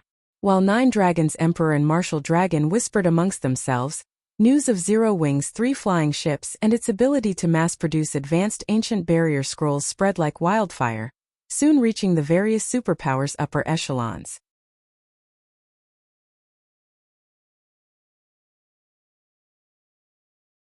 Chapter 2435 Structural Change. On the top floor of the Dragon Phoenix Pavilion's Guild Hall, 3 people were sitting inside the luxurious reception hall, which could easily accommodate 50 people. Aside from Phoenix Rain and Shifeng, only Blue Phoenix was present. The degree of privacy for the meeting was even greater than that for the Dragon Phoenix Pavilion's Grand Elder meetings. As for the Dragon Phoenix Pavilion's Grand Elders who had been in the plaza before, they wisely stayed away, having no intention of participating in the discussions between Shifeng and Phoenix Rain. Moreover, with Kola, Yen Tianqing and Zero Wing's other Tier 3 experts standing guard outside the reception hall, anyone who wished to spy on the meeting couldn't do so. Guild leader Black Flame, I really have to thank you this time. If not for your help, those Grand Elders would have sided with Nine Dragons Emperor, Phoenix Rain said as she looked at the 10 sets of 12 elemental pillars on the table. These advanced ancient barrier scrolls are extremely precious, so you should quickly store them. Although magic array scrolls won't suffer any damage from exposure, these scrolls are quite ancient. If you don't store them properly, the magic arrays drawn on them might deteriorate. If that happens, it'll be a huge loss. In God's domain, magic array scrolls normally wouldn't deteriorate. However, some ancient magic array scrolls were a different story. The march of time would compromise the durability of some ancient magic array scrolls. When durability fell to a certain point, it would affect the performance of the magic array scroll itself. Meanwhile, moving the scrolls could reduce their durability by a certain amount. Previously, Shifeng had nonchalantly tossed these ancient barrier scrolls on the ground to humiliate Nine Dragons Emperor. Now he had even casually placed them on the table. These actions would undoubtedly affect the ancient barrier scrolls' durability. As for selling these ancient barrier scrolls, in Phoenix Rain's opinion, he had said those words just to take control of the situation. After all, advanced ancient barriers were not ordinary advanced barriers. Collecting even one complete set of scrolls for an advanced ancient barrier was extremely difficult. Even now, the Dragon Phoenix Pavilion had yet to collect a complete set, much less 10 sets. Meanwhile, at this stage of the game, 10 sets of 12 elemental pillars would be extremely helpful to any superpower. If Zero Wing actually sold these ancient barrier scrolls, it would suffer an immense loss. No need. I originally planned to sell these 10 sets of 12 elemental pillars to you, Phoenix Pavilion Master, Shifeng said, shaking his head. You really plan on selling them? Phoenix Rain was a little surprised at the serious expression on Shifeng's face. She then tried to dissuade him, saying, These are 10 sets of advanced ancient barrier scrolls we are talking about. You can kill a minimum of 10 level 100 mythics with them. If you properly locate these bosses, Zero Wing's main force will receive a huge improvement in strength. If you're worried about Nine Dragons Emperor's side, you can rest assured. I still have a few sets of advanced barrier scrolls. With them, I should be able to head him off. The entire Dragon Phoenix Pavilion could easily tell that Shifeng was only conducting the transaction this time out of respect for Phoenix Rain. As for how many she purchased and how she used them, outsiders wouldn't have a say. She could simply sell the few precious sets of advanced barrier scrolls she had to the guild to buy herself some time. Once she hatched the homed eagle egg from the Molten Ruin, she would be able to secure much more resources from level 100 neutral maps. As for the 10 sets of 12 elemental pillars, nobody would really know if she had used the scrolls or not. She didn't need to worry about the secret getting out as her main force consisted solely of her trusted aides. With the resources she could gain with the help of a flying mount, tricking the guild's Grand Elders should be feasible. Standing at a side, Blue Phoenix nodded in agreement with Phoenix Rain's words. She felt that Shifeng had already helped them a great deal this time. They naturally couldn't let him suffer any more losses. Phoenix Pavilion Master, you're overthinking things. I'm really here to do business, Shifeng said, a bitter smile forming on his face when he saw Phoenix Rain's and Blue Phoenix's reactions. From the very beginning, He had intended to sell the 12 elemental pillars, though not on such a large scale. Instead, he merely planned to sell it to Zero Wing's partners to ensure that the ancient barrier would not land in the hands of outsiders and aid his enemies. At the same time, it would also earn his guild a large amount of resources and coins. The production of 12 elemental pillars scrolls required a large number of elemental crystals and magic cores, which were treated as strategic resources by guilds. Guilds normally wouldn't sell them. As a result, it was impossible to purchase these materials in bulk. Hence, if Zero Wing wished to mass-produce the 12 elemental pillars, it would have to exchange for these materials with the various powers. Moreover, Shifeng was currently in extreme need of magic crystals and coins. This was especially true for magic crystals. Even though he had two veins capable of producing magic crystals, his demand for magic crystals was still far above what the two veins in Zero Wing could supply. As to why he was in dire need of magic crystals, it was because the teleportation gate linking the eastern and western continents cost a lot of magic crystals to operate. Moreover, magic crystals were far rarer and more valuable on the western continent. Hence, magic crystals could be considered a very powerful currency there. To purchase the rare materials over there in bulk, he had to have a large number of magic crystals. Of course, there was also the option of selling the eastern continent's unique materials on the western continent. However, these unique materials were similarly precious on the eastern continent. Moreover, the various superpowers had a monopoly on them, and Zero Wing could get its hands on only a limited amount. After all, superpowers capable of traveling between the two main continents generally traded with superpowers that possessed these unique materials. In the end, Shifeng had concluded that he could only conduct transactions using magic crystals. Guild leader Black Flame, can you really supply these 12 elemental pillars in bulk? Blue Phoenix blurted out in surprise when she saw the bitter smile on Shifeng's face. These were advanced ancient barrier scrolls they were talking about. If the Dragon Phoenix Pavilion could purchase them in bulk, then the pavilion's development would definitely skyrocket. Of course. However, you should know how precious the 12 elemental pillars are. I cannot sell them too cheaply. In fact, they can't even be weighed using coins, Shifeng said, chuckling when he saw Blue Phoenix's excited expression. A complete set of 12 elemental pillars will cost 5,000 magic crystals, 500 gold, 500 elemental crystals, and 500 magic cores. That much. Blue Phoenix gasped when she heard Shifeng's words, her excitement dimming considerably. Based on the price he quoted, the Dragon Phoenix Pavilion wouldn't be capable of purchasing that many sets, not when the total value of each set of scrolls exceeded 4,000 gold. Moreover, magic crystals, elemental crystals, and magic cores were all strategic resources. Obtaining these items in large numbers wasn't easy. After taking into consideration the guild's own use, the Dragon Phoenix Pavilion would be able to take out only a small number of these items for exchange. This would also be the case for other superpowers. Sure enough, the price really isn't low. Phoenix Rain also revealed a bitter smile as she gazed at the 10 sets of 12 elemental pillars on the table. I'll buy 30 sets first, then. Although she had long since prepared herself for a high price, when she heard Shifeng's quote, she still could not help a little heartache. However, the 12 elemental pillars were an advanced ancient barrier. Compared to the barrier's value, the price wasn't particularly high. After all, intermediate barrier scrolls normally sold for roughly 800 gold per set.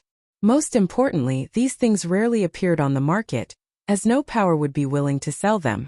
Moreover, so long as she properly chose which mythic bosses to raid and her luck wasn't too bad, she would still be able to profit a lot. Not to mention, she would also get a lead on the other superpowers. This could be considered the greatest benefit of the 12 elemental pillars. That won't be a problem.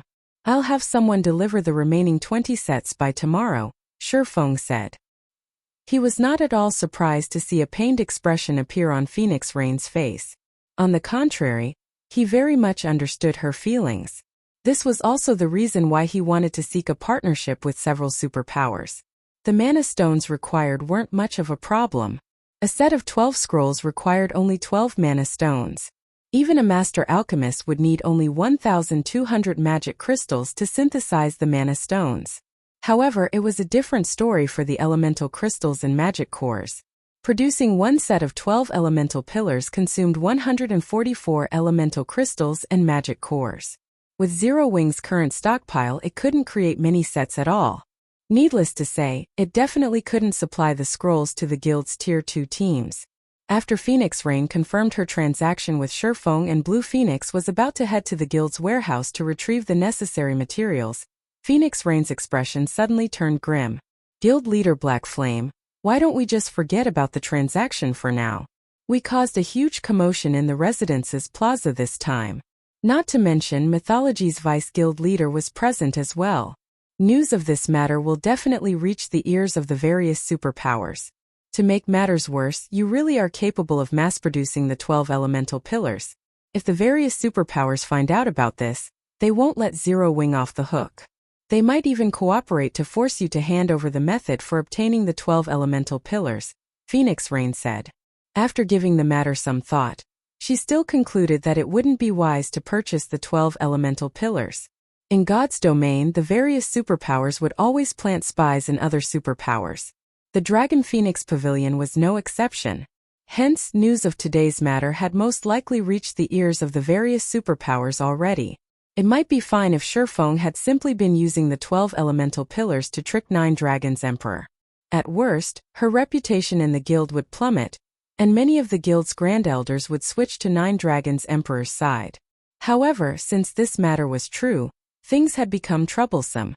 There would be no problem if the 12 elemental pillars transaction involved only a small amount of materials. With her status as a pavilion master, she could secretly conduct the transaction without anybody finding out about it. However, the amount of materials the 12 elemental pillars required was simply too much.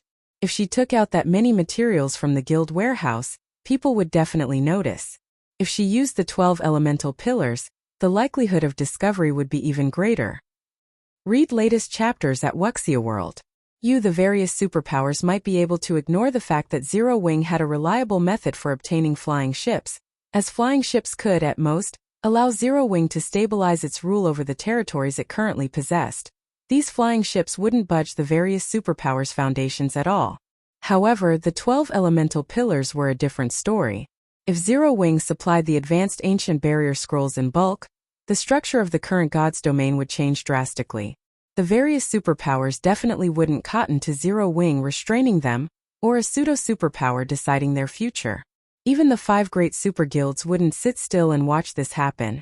In that case, there would only be 2 possible outcomes to this situation. The first would be the various superpowers joining hands to annihilate Zero Wing and maintain the status quo. The second outcome would be Zero Wing being forced to hand over its method for obtaining the 12 elemental pillars and submit itself to the various superpowers. Both of these outcomes would be fatal to Zero Wing's development. Hence, Phoenix Rain decided that it was best to treat today's incident as Shifeng tricking Nine Dragons Emperor. That way Zero Wing would be able to avoid destruction.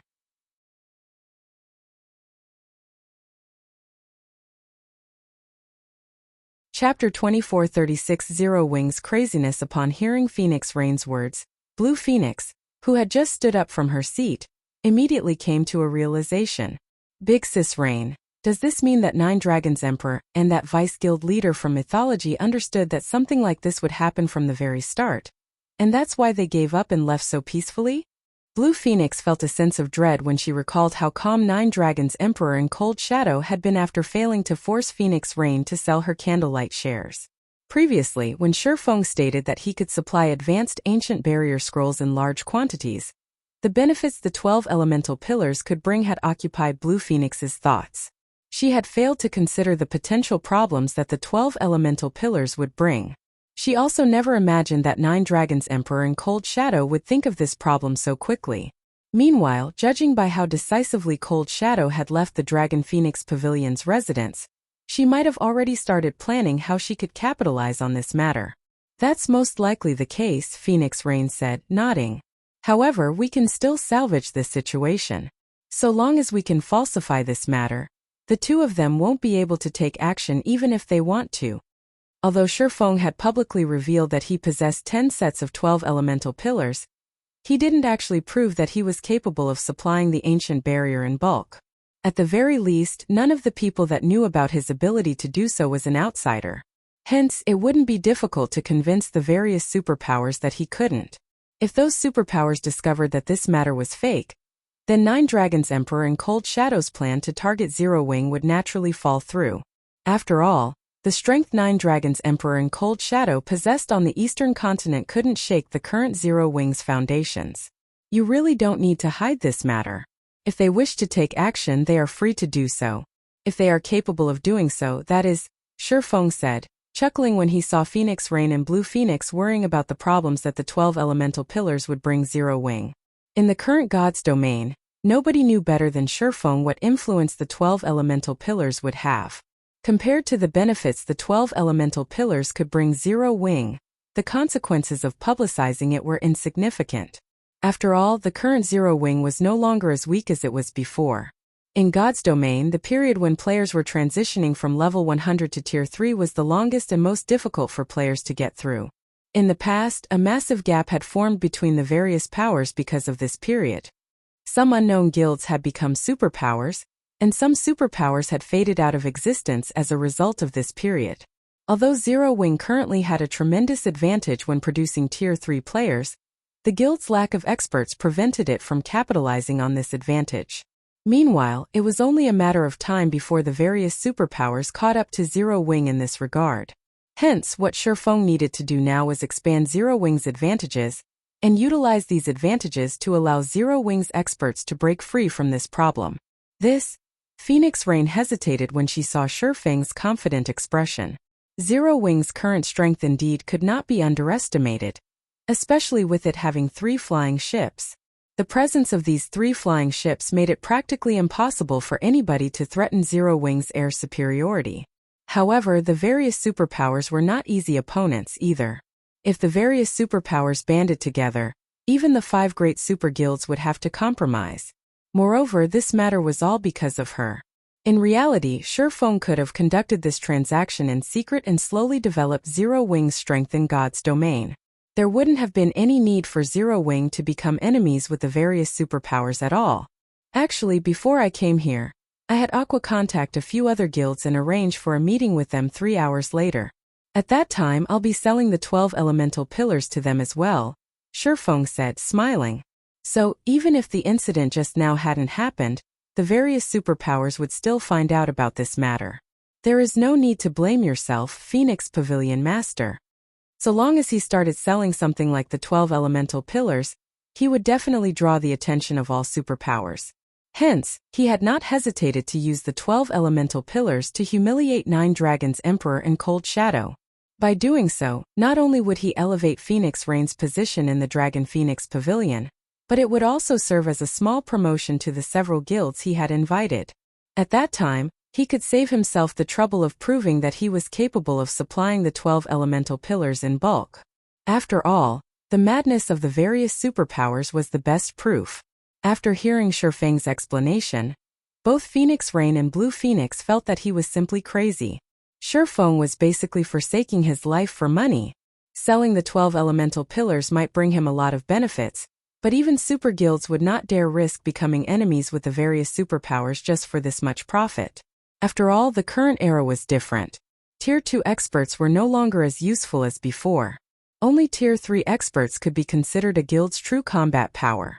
Meanwhile, the various super guilds might have a lot more Tier 3 experts than an ordinary super first-rate guild, but the total number of Tier 3 experts of just 3 or 5 super first-rate guilds could easily surpass that of a super guild, what more all of the Eastern Continent's superpowers.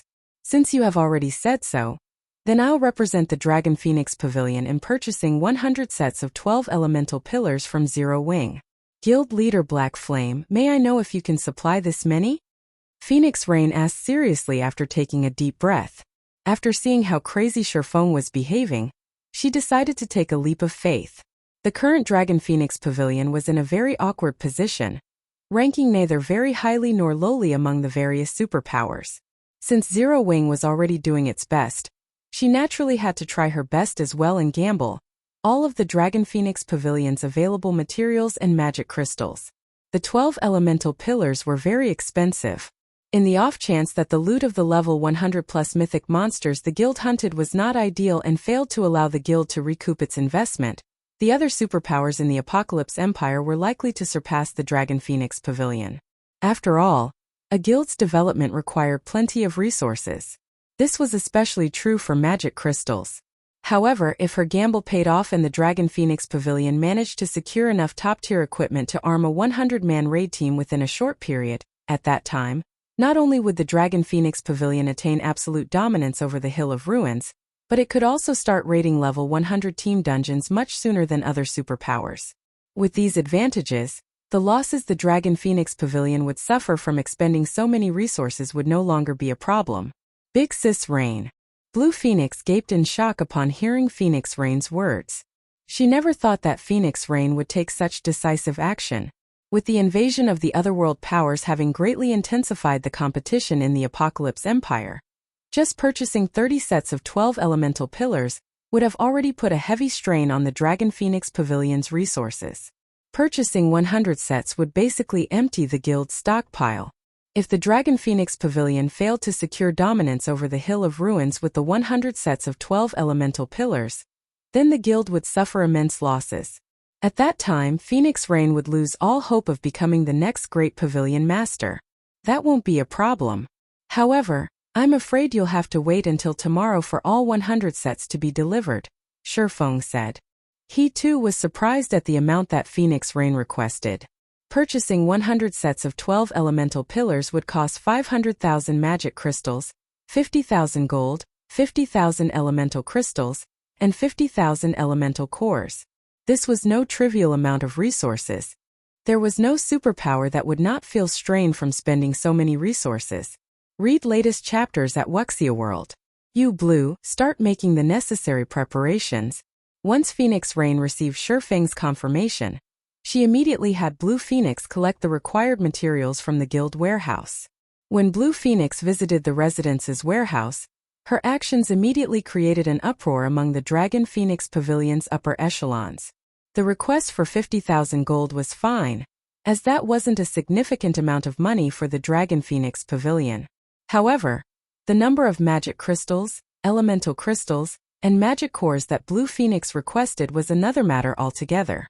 These were all materials necessary to produce potions needed for exploration.